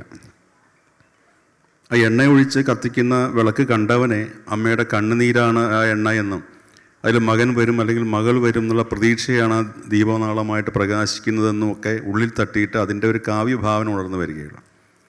അപ്പോൾ ആ കാലം റദ്ദ് ചെയ്ത ഒരുപാട് ബിംബങ്ങളെയും ആശയങ്ങളെയും നമ്മൾ പുതിയ കാലത്ത് പഴയ കാലത്തിൻ്റെ ആ ഉന്മേഷത്തിൽ തന്നെ എഴുതാൻ തുടങ്ങിക്കഴിഞ്ഞാൽ അത് പുതിയ തലമുറയ്ക്ക് പ്രത്യേകിച്ചും അത് ഒന്നും അവരിൽ ഒരു ചലനവും സൃഷ്ടിക്കില്ല, അവർ ഹൃദയത്തെ സ്പർശിക്കുകയില്ല.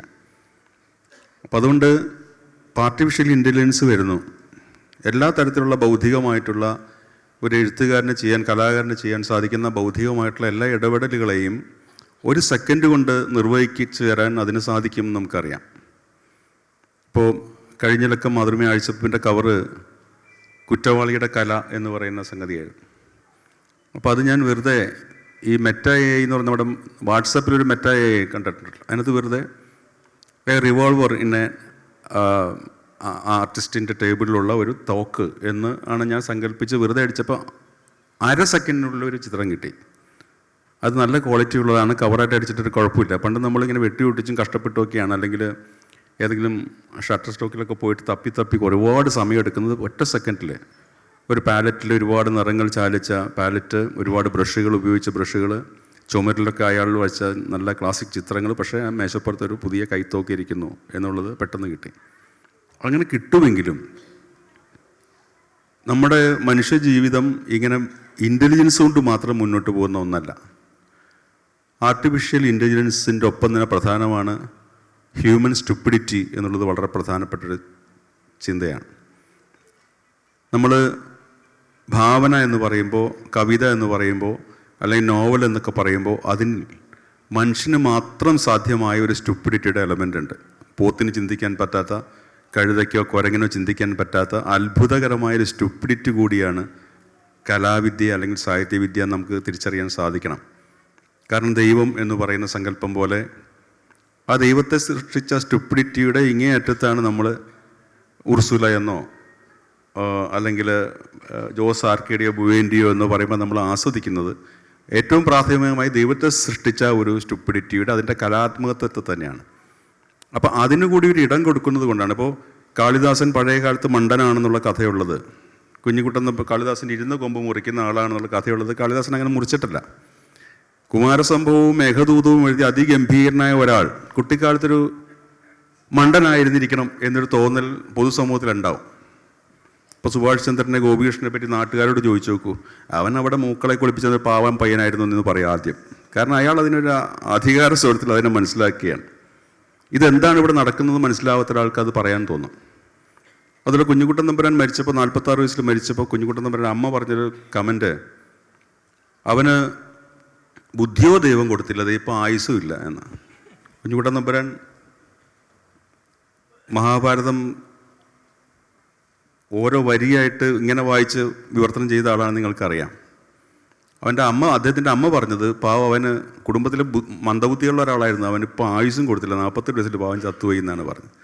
ഈ കഥകളിലെല്ലാം തെളിയുന്നത് സ്റ്റുപ്പിഡിറ്റി എന്ന് അന്യഥ ധരിക്കാവുന്ന ഒന്നിന് മനുഷ്യജീവിതത്തിൽ ഒരു വലിയ പ്രഭാവം ചെലുത്താനുണ്ട്. അതുകൊണ്ട് ആർട്ടിഫിഷ്യൽ ഇൻ്റലിജൻസ് അതിൻ്റെ പരമകാഷ്ഠയെ പ്രാപിച്ചാലും അതിൻ്റെ ഇപ്പുറത്ത് നമ്മൾ ഈ സ്റ്റുപ്പിഡിറ്റി എന്ന് തോന്നാവുന്ന ഒന്നിൻ്റെ ഭംഗിയെ വീണ്ടും വീണ്ടും തോറ്റി എടുക്കും. അതാണ് കലയുടെയും സാഹിത്യത്തിൻ്റെയും സംഗീതത്തിൻ്റെ പോലെല്ലാം. ഇപ്പോൾ ദൈവത്തെപ്പറ്റി വാദിക്കുന്ന ആളുകളെ നമ്മൾ ചാനലുകളിലൊക്കെ കാണും, അല്ലെങ്കിൽ ഇൻസ്റ്റാഗ്രാമിലൊക്കെ അവരുടെ ഇത് കേൾക്കും, ദൈവം ഒരു മണ്ടത്തരാണ് എന്ന് പറയും. നമ്മളെ പഠിപ്പിക്കുന്ന നമുക്കറിയാത്തൊന്നുമല്ല. പക്ഷേ അയാൾ കുറച്ച് ചെയ്യുമ്പോൾ തകഴിയുടെ ചെമ്മീനിലെ പരീക്കുട്ടിയും പളനിയൊക്കെ മണ്ടത്തരാണെന്ന് പറയാൻ തുടങ്ങും. എന്തൊരു വിഡ്ഢിതാണ് നിങ്ങൾ കാണി, ഇതൊക്കെ വായിച്ച് ആസ്വദിക്കുമോ നിങ്ങൾ? അതൊക്കെ വെറും വിഡ്ഢിതാണ്, തകഴി ഉണ്ടാക്കിയ സാധനമാണെന്ന് പറഞ്ഞ് നമ്മൾക്ക് പഠിപ്പിച്ചു തരാൻ തുടങ്ങും. അപ്പോൾ അത് ഈ മനുഷ്യൻ്റെ വിഡ്ഢിത്തം എന്ന് പറയുന്നത് മനുഷ്യന് മാത്രം സാധ്യമായൊരു വിഡ്ഢിത്തമാണ് എന്നും ആനയ്ക്കും കുരങ്ങിനും ഇല്ലാത്തൊരു വിഡ്ഢിത്തമാണ് ഈ സർഗവിദ്യയുടെ വിഡ്ഢിത്തമെന്നും അതിനെ സൗന്ദര്യാത്മകമായിട്ടുള്ള സത്യത്തിന് പോലും പ്രാപിക്കാൻ പറ്റാത്ത ഒരു അധിക തലത്തിലേക്ക് ഉയർത്തി വയ്ക്കുന്നതിൻ്റെ പേരാണ് യഥാർത്ഥ സർഗാത്മകത എന്ന് തിരിച്ചറിയേണ്ടതുണ്ട്. അങ്ങനെ അത് മനസ്സിലാക്കിയ ആളുകൾ കാലത്തിനനുസരിച്ച് പുതിയ രീതിയിൽ ഭാഷയെ കൊണ്ടുവരാൻ ശ്രമിക്കും, പുതിയ സങ്കല്പനങ്ങൾ ആവിഷ്കരിക്കും, സാഹിത്യത്തെ മുന്നോട്ട് തന്നെ നടത്തുകയും ചെയ്യും എന്നാണ് എനിക്ക് തോന്നുന്നത്. പിന്നെ സാഹിത്യകാരൻ നിർവഹിക്കേണ്ട നീതിയെപ്പറ്റി ഗോപി പറയും. ഞാൻ ഈ AI പറ്റി സംസാരിക്കുമ്പോൾ ഓർക്കുകയായിരുന്നു, ഈ അടുത്ത കാലത്ത് കുറച്ചു കാലം മുമ്പ് സിസേക്ക് എന്ന് പറയുന്നത് നിങ്ങൾക്ക് പലർക്കും പരിചയമുള്ള തത്വചിന്തകനാവും. സിസേക്കിൻ്റെ ഒരു പ്രത്യേകത ഈ പ്രസംഗിക്കുന്നതിൻ്റെ ഇടയിലൊക്കെ ചെറിയ ചെറിയ കഥകൾ പറയും. അപ്പം അങ്ങനെ കേട്ട ഒരു കഥയാണ്. ആ കഥ പറഞ്ഞിട്ട് ഈ ചോദ്യത്തിന് ഉത്തരം പറയാം. അത് മോസ്കോയിൽ 2 കൂട്ടുകാരുണ്ടായിരുന്നു, വളരെ അടുത്ത സുഹൃത്തുക്കളാണ്. ഈ 2 കൂട്ടുകാരെയും തമ്മിൽ ബന്ധിപ്പിച്ചിരുന്ന ഒരു കാര്യം എന്ന് പറഞ്ഞാൽ അവർക്ക് എഴുത്തിലും കലയിലൊക്കെയുള്ള ഇഷ്ടമാണ്. ദിവസവും കാണും അവർ, വൈകിട്ട് വായിച്ച പുസ്തകത്തെ പറ്റി പറയും, കവിതയെ പറ്റി പറയും, കണ്ട സിനിമയെ പറ്റി പറയും. അങ്ങനെയാണ് അവരുടെ ജീവിതം കഴിഞ്ഞു വരുന്നത്. ഇവരൊക്കെ ലോവർ മിഡിൽ ക്ലാസ്സിൽ നിന്ന് വരുന്ന ആൾക്കാരാണ്. എന്ന് പറഞ്ഞാൽ വലിയ പണമൊന്നുമില്ല. അങ്ങനെ ഇരിക്കുമ്പോൾ ഒരാൾക്ക് ജോലി കിട്ടി. ഇതിലൊരാൾക്ക് ജോലി കിട്ടിയിട്ട് അയാൾക്ക് സൈബീരിയയിൽ ജയിലറായിട്ടാണ് പോകുന്നത്. സൈബീരിയ നിങ്ങൾക്കറിയാം, വളരെ ദുഷ്കരമായിട്ടുള്ള സ്ഥലമാണ്. ഉത്തരധ്രുവത്തിൽ കിടക്കുന്ന റഷ്യയുടെ പാർട്ട്, അന്നത്തെ സോവിയറ്റ് യൂണിയൻ്റെ ഭാഗമാണ്. അവിടെയാണ് റഷ്യയുടെ ജയിലറകൾ മുഴുവനുള്ളത്. ഈ ജയിലറകൾ മാത്രമാണ് അവിടെ ഉള്ളത്. കുറച്ച് ആൾക്കാരെ അവിടുത്തെ ഈ ദുഷ്കരമായ കാലാവസ്ഥ കാരണം അവിടെ താമസിക്കുന്നുള്ളൂ. അപ്പോൾ ഈ ജയിലറയിൽ കൊടിയ മനുഷ്യാവകാശ ലംഘനമാണ് നടക്കുന്നത്. അപ്പോൾ അതുകൊണ്ട് ഇയാൾക്കറിയാം, നമ്മൾ ഇത്രയും കാലം പറഞ്ഞ കഥകളിൽ നിന്നും അല്ലെങ്കിൽ സിനിമകളിൽ നിന്നും കലകളിൽ നിന്നൊക്കെ നമ്മൾ വിചാരിച്ച അതിനുള്ളിലൂടെ നമ്മൾ എത്തിപ്പെട്ട ഒരു ജീവിത ദർശനം ഉള്ള സ്ഥലത്തേക്കൊന്നല്ല പോകുന്നത്, മറിച്ച് ഇതിനെതിരായിട്ടുള്ള ഒരു സ്ഥലത്തേക്കാണ് ഞാൻ പോകുന്നത്. പക്ഷെ പോകാതിരിക്കാൻ വയ്യ. ഇയാൾക്ക് ശമ്പളവും ജോലിയൊക്കെ പ്രധാനപ്പെട്ടതാണ്, അയാളുടെ ജീവിത സാഹചര്യം അങ്ങനെയാണ്. അപ്പോൾ പോകുന്നതിന് മുമ്പ് ഇയാൾ മറ്റേ കൂട്ടുകാരനോട് പറയും, നമ്മളുടെ ഇത്രയും കാലത്തെ ഈ ബന്ധമാണ് എന്നെ ഇനി ജീവിപ്പിക്കാൻ പോകുന്നത്. സൈബീരിയയിൽ ഈ കൊടിയ മനുഷ്യാവകാശ ലംഘനം കണ്ടിരിക്കുമ്പോൾ എന്നെ ജീവിപ്പിക്കാൻ പോകുന്നത് നമ്മൾ തമ്മിലുള്ള ഈ ബന്ധം, നമ്മൾ സംസാരിച്ച കാര്യങ്ങൾ, ആ കഥകളും കവിതകളൊക്കെയാണ്. അപ്പോൾ അതുകൊണ്ട് ഞാൻ നിനക്ക് ദിവസവും കത്തെഴുതും. അവിടുന്ന് ദിവസവും നിനക്ക് ഞാൻ കത്തെഴുതുമ്പോൾ നീ തിരിച്ചെഴുതണം. ഈ കത്തിടപാടുകളാണ് എൻ്റെ ഓക്സിജൻ എന്ന് പറയുന്നത്, എന്നെ നിലനിർത്തുന്നത്. അതുകൊണ്ട് നീ അതിൽ യാതൊരു അലംഭാവവും കാണിക്കരുതെന്ന് പറഞ്ഞിട്ടാണ് പോകുന്നത്. പക്ഷെ പോകുന്നതിന് മുമ്പ് ഒരു കാര്യം കൂടി പറഞ്ഞു. ഈ സൈബീരിയയിൽ വലിയ സെൻസർഷിപ്പ് ഉള്ളതുകൊണ്ട് കത്തൊന്നും വെറുതെ പോസ്റ്റ് ഓഫീസിൽ ഇടാൻ പറ്റില്ല. നമ്മൾ കത്തെഴുതിയാൽ മേലധികാരിയെ കാണിക്കണം. മേലധികാരി വായിച്ചു നോക്കിയിട്ട് ഇതിലെ ഈ വാചകം വേണ്ടെന്ന് പറഞ്ഞാൽ അത് വെട്ടിക്കളയും, ഈ ഖണ്ഡിക വേണ്ടെന്ന് പറഞ്ഞാൽ അത് വെട്ടിക്കളയും, അല്ലെങ്കിൽ ഈ കത്തെ വേണ്ടെന്ന് പറഞ്ഞാൽ അത് കീറിക്കളയും, ഇനി ഇത് എഴുതിയ ആളെ വേണ്ടെന്ന് പറഞ്ഞാൽ അയാളുടെ തല വെട്ടിക്കളയും. അത്തരത്തിലുള്ള സെൻസർഷിപ്പ് നിലനിൽക്കുന്ന സ്ഥലമാണ്. അപ്പോൾ അതുകൊണ്ട് നമ്മൾ സൂക്ഷിക്കുകയും വേണം. അതുകൊണ്ട് നമ്മൾ രണ്ടുപേരും തമ്മിൽ ഒരു കരാർ ഉണ്ടാക്കിയിട്ട് പോവാം. ഞാൻ നീല മഷിയിൽ കത്തെഴുതി കഴിഞ്ഞാൽ അത് സത്യമായിരിക്കും എന്ന് പറഞ്ഞാൽ, നീ കത്ത് കിട്ടുമ്പോൾ നീല മഷിയിലാണെങ്കിൽ നീല മഷിയിൽ സൈബീരിയ ഒരു ചീത്ത സ്ഥലമാണെന്ന് പറഞ്ഞാൽ അതിൻ്റെ അർത്ഥം സൈബീരിയ ചീത്ത സ്ഥലമാണെന്നാണ്. പക്ഷെ ഞാൻ ചുവന്ന മഷിയിൽ എഴുതുകയാണെങ്കിൽ നീ അതിനെതിര് വായിക്കണം. ചുവന്ന മഷിയിൽ ഞാൻ സൈബീരിയ ഒരു നല്ല സ്ഥലമാണെന്ന് എഴുതിയാൽ നീ മനസ്സിലാക്കേണ്ടത് സൈബീരിയ ഒരു ചീത്ത സ്ഥലമാണെന്നാണ്. ചുവന്ന മഷിയിൽ സൈബീരിയ വളരെ നല്ല സ്ഥലമാണെന്ന് എഴുതി കഴിഞ്ഞാൽ നീ മനസ്സിലാക്കേണ്ടത് അത്രയും മോശം സ്ഥലമാണെന്നാണ്. അങ്ങനെ ഒരു കരാർ ഉണ്ടാക്കിയിട്ടാണ് പോകുന്നത്. ഈ പാവം കൂട്ടുകാരൻ, മോസ്കോയിലെ കൂട്ടുകാരൻ, ഈ സൈബീരിയയിൽ പോയ ആളുടെ കത്ത് കാത്തിരിക്കുകയാണ്. പോയ അന്ന് മുതൽ ആദ്യത്തെ ആഴ്ച വരുന്നു, കത്ത് വരുന്നില്ല. രണ്ടാമത്തെ ആഴ്ച വരുന്നു, കത്ത് വരുന്നില്ല. മൂന്നാമത്തെ ആഴ്ചയായപ്പോൾ കത്ത് കിട്ടിയത് നീല മഷിയിലാണ് എന്ന് പറഞ്ഞാൽ ഇവരെ കരാർ പ്രകാരം സത്യമാണ്. ഇയാൾ വേഗം പൊട്ടിച്ച് വായിക്കുകയാണ്. പൊട്ടിച്ച് വായിക്കുമ്പോൾ എഴുതിയിരിക്കുന്നത് സൈബീരിയ നമ്മൾ വിചാരിച്ച പോലെയൊന്നുമല്ല, വളരെ നല്ല സ്ഥലമാണ്. അവിടെ പുസ്തകങ്ങളൊക്കെ വായിക്കാൻ ഇഷ്ടംപോലെ കിട്ടും. ഒരു സ്ട്രീറ്റ് നിറയെ ലൈബ്രറികളാണ്. നമ്മൾ ലോകത്ത് ഏത് പ്രസാധകരും ഒരു പുസ്തകം ഇറക്കി കഴിഞ്ഞാൽ അവിടേക്ക് ഒരു കോപ്പി കൊടുക്കണം എന്ന് പറഞ്ഞാൽ ലോകത്തെ എല്ലാ പുസ്തകവും ഉണ്ട് അവിടെ. അതൊക്കെ ഫ്രീയുമാണ്. നമ്മൾ ഭക്ഷണം കഴിക്കാൻ ആഗ്രഹമുണ്ടെങ്കിൽ വേറൊരു സ്ട്രീറ്റിലേക്ക് ഇറങ്ങിയാൽ മതി, നിറയെ ഭക്ഷണശാലകൾ. നമുക്ക് മോസ്കോയിൽ കിട്ടുന്നതിൻ്റെ പകുതി പൈസയ്ക്ക് അതിൻ്റെ ഇരട്ടി രുചിയുള്ള ഭക്ഷണം അവിടെ കിട്ടും. സിനിമ കാണണമെങ്കിൽ മറ്റൊരു സ്ട്രീറ്റിൽ പോയാൽ മതി, നിറയെ തിയേറ്ററുകളാണ്. അവിടെ പോയി കഴിഞ്ഞാൽ നമ്മുടെ മോസ്കോയിലാണെങ്കിൽ അവിടെ കളിക്കുന്ന സിനിമയെ കാണാൻ പറ്റുള്ളൂ.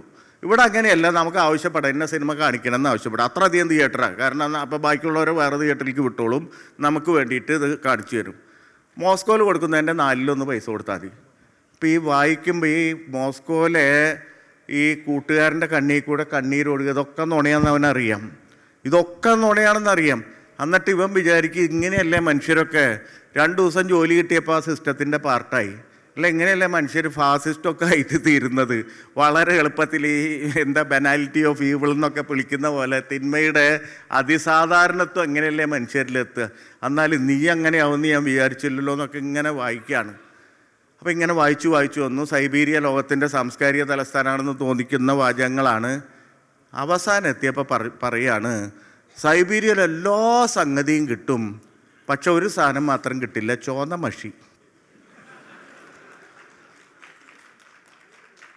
മഷി മാത്രമില്ല. അപ്പം നമ്മൾ പോവുകയാണെങ്കിൽ അവിടെ ചെന്നാൽ ചുവന്ന മഷി കൊണ്ട് എഴുതാൻ പറ്റുള്ളൂ അല്ലേ. നമ്മൾ കടയിൽ പോവും, ചുവന്ന മഷി ചോദിക്കും, അവിടെ ഇല്ല. പിന്നത്തെ ആഴ്ച ചെല്ലും, വന്നോ മഷി, ഇല്ല. ചുവന്ന മഷി വന്നില്ലെങ്കിൽ നമ്മുടെ റെസിസ്റ്റൻസ് തീരും അല്ലേ. പക്ഷെ ഇയാൾ എന്ത് ചെയ്തു? ഇയാളെ കയ്യിൽ കിട്ടിയ നീല മഷി ചുവന്ന മഷിയാക്കി. ഇതാണ് ആർട്ട് എന്ന് പറയുന്നത്. ഇത് AI ചെയ്യില്ല. നിങ്ങൾ എത്ര അധികാരം, എത്ര സെൻസർഷിപ്പ് ഇട്ടാലും അതിൻ്റെ ഉള്ളിലെ ഒരു ദ്വാരത്തിൽ കൂടെ നിങ്ങൾ കടത്തും സത്യത്തിന്. ആ റൈറ്റിങ്ങിലുള്ള വിശ്വാസമാണ് എന്നെപ്പോലെ ഒരിടത്തരോ അല്ലെങ്കിൽ അതിൽ താഴ്ന്ന എഴുത്തുകാരനെ എഴുത്ത് എന്ന് പറയുന്ന ഒരാശയത്തിൽ പിടിച്ച് നിർത്തിപ്പിക്കുന്നത്. അപ്പോൾ AI വരും, മെക്കനൈസ്ഡ് ആയിട്ടുള്ളൊരു വേൾഡ് വരും, അതിൻ്റെ ഭാവന വരും. പക്ഷേ ഈ കാര്യം വളരെ പ്രധാനപ്പെട്ടാണ് മനുഷ്യകുലത്തെ മുന്നോട്ട് കൊണ്ടുപോകുന്നത്. അതാണ് നീതിയെപ്പറ്റി പറയാനുള്ള, നീതിയെ എഴുത്തും തമ്മിലുള്ള ബന്ധത്തെപ്പറ്റി എനിക്കാകെ പറയാനുള്ള കാര്യം. നന്ദി. നമ്മൾ ഈ സെഷൻ വൈൻഡപ്പ് ചെയ്യുകയാണ്. മനോഹരമായ സെഷൻ. ഒരിക്കൽ കൂടി സംസ്കൃതിക്കും ഇവിടെ കേട്ടുകൊണ്ടിരുന്ന നിങ്ങൾക്ക് എല്ലാവർക്കും നമ്മളോട് സംവദിക്കാനായി ഇത്രയും ദൂരം താണ്ടി കടൽ താണ്ടി ഇവിടെ എത്തിത്തന്ന കവിക്കും എഴുത്തുകാരനും നോവലിസ്റ്റിനും നന്ദി. ഇത്രയും നിറയും സശ്രദ്ധം, സസ്നേഹം ഞങ്ങളെ ശ്രവിച്ച, കണ്ടുകൊണ്ടിരുന്ന എല്ലാവർക്കും നന്ദി പറയുന്നു. 25ാം വാർഷികമാണത് നിങ്ങളുടെ എന്ന് ഞാൻ അറിയുന്നു. 25ാമത്തെ വർഷത്തിലെങ്കിലും എന്നെ വിളിക്കാൻ പറ്റിയതിൽ ഞാൻ പിന്നെ വീണ്ടും നന്ദി പറയുന്നു. ഞാൻ 25 വർഷം ഇവിടെ ഉണ്ടായിരുന്നു എന്ന് എനിക്കിപ്പോഴാണ് ബോധ്യം വന്നത്. ഇപ്പോൾ ഇനിയും വിളിച്ചാലും നിങ്ങൾ വരും, നിങ്ങൾ വിളിച്ചില്ലെങ്കിലും ഞാൻ വരും. സദസ്സിലെങ്കിലും വന്നിരുന്ന് നിങ്ങളുടെ ഇത്തരം ഗോപിയുടെയൊക്കെ സംസാരം കേട്ടിരുന്നപ്പോൾ അത് എഴുത്തുകാരെന്നുള്ള നിലയ്ക്ക് എനിക്കും ഷീലയ്ക്കും പ്രചോദനാത്മകമായിട്ടുള്ള സംസാരമാണ്. ഈ വാക്കുകൾ പരസ്പര സംസാരം ഉണ്ടാവുക, ഇങ്ങനെയുള്ള സംവാദങ്ങളും സംഭാഷണങ്ങളും സൃഷ്ടിക്കുക എന്നുള്ളതാണ് ഇപ്പോൾ ചെയ്യാവുന്ന ഏറ്റവും വലിയ ഒരു സാംസ്കാരിക പ്രവർത്തനം എന്ന് ഞാൻ വിചാരിക്കുന്നു. അധികാരിയുടെ ശബ്ദം മാത്രം ഇങ്ങോട്ട് കേൾക്കുന്നത് കൊണ്ട് അധികാരിക്ക് റേഡിയോയിലൂടെ തിരിച്ചൊന്നും പ്രതികരിക്കാൻ സാധിക്കാത്ത ഒരു വശത്തു നിന്ന് ഇങ്ങോട്ട് മാത്രം ശബ്ദിക്കുന്ന മൻ കി ബാത്തുകൾക്കാണ് ആളുകൾക്ക് ഇഷ്ടം. ബാത്ത് ചീത്ത് സംഭാഷണം ഇഷ്ടമല്ല. തിരിച്ച് നിങ്ങളൊന്നും പറയണ്ട, ഞാൻ റേഡിയോയിലൂടെ സംസാരിക്കും, എൻ്റെ ശബ്ദം ഒരു വലിയ വായ ആയിട്ട് റേഡിയോ ആയിട്ട് നിങ്ങളുടെ മുമ്പിൽ വരും. നിങ്ങളുടെ തിരിച്ചുള്ളത്, നിങ്ങളുടെ മനസ്സിൻ്റെ വാക്കുകളൊന്നും എനിക്ക് കേൾക്കേണ്ടതില്ല, ഇത് കേട്ടാൽ മതി എന്ന് പറയുന്നവരിടത്ത് വേദിയിലിരുത്തി നമുക്ക് എതിരഭിപ്രായങ്ങളാണെങ്കിലും ഡിസെൻറ്റ്, ഞാനതാണ് പറഞ്ഞത്, വിയോജിപ്പാണെങ്കിലും സംസാരിക്കാനുള്ള ഇടങ്ങൾ സൃഷ്ടിക്കുക എന്നുള്ള പ്രധാനപ്പെട്ട കാര്യമാണ്. അതിന് മുൻകൈ എടുത്തത് ഇതിപ്പോൾ തുടക്കമാണെന്നുണ്ടെങ്കിൽ സാഹിത്യ ലിറ്ററേച്ചർ ഫെസ്റ്റിവലിൻ്റെ ഒരു തുടക്കമാണിത്. വരും വർഷങ്ങളിൽ ഇതിലും വലിയ, ഞങ്ങൾ ചെറിയ എഴുത്തുകാരെന്നുള്ള മട്ടിലല്ല പറയുന്നതെങ്കിലും ഇതിലും വലിയ എഴുത്തുകാരെ നിങ്ങൾക്ക് കൊണ്ടുവരാൻ സാധിക്കട്ടെ. മലയാളത്തിൻ്റെ വലിയ പ്രതിഭാശാലികൾ ഈ വേദിയിൽ വന്നിരുന്ന് നിങ്ങളോട് സംസാരിക്കട്ടെ. നിങ്ങളെപ്പോലെയുള്ള, ഇപ്പോൾ നേരത്തെ ഞാൻ കവിത കേട്ടപ്പോൾ ഉള്ള ഒരു സന്തോഷം, ഈ കേരളത്തിൽ നിന്ന് വന്നിട്ട് ഇവിടെ നിന്ന് പച്ച മലയാളത്തിൽ നല്ല ഈണത്തിൽ കവിത ചൊല്ലുന്ന കേൾക്കുമ്പോൾ ഒരു വലിയ സന്തോഷമുണ്ട്. അത് പോയിട്ടില്ല, മണ്ണിൽ നിന്നും ഭൂമിയിൽ നിന്നും മാഞ്ഞിട്ടില്ല എന്നൊരു സന്തോഷമുണ്ട്. ആ സന്തോഷം ഉണ്ടാക്കി തന്നതിന് നിങ്ങൾക്കും ഒരിക്കൽ കൂടി നന്ദി പറയുന്നു. സ്നേഹം.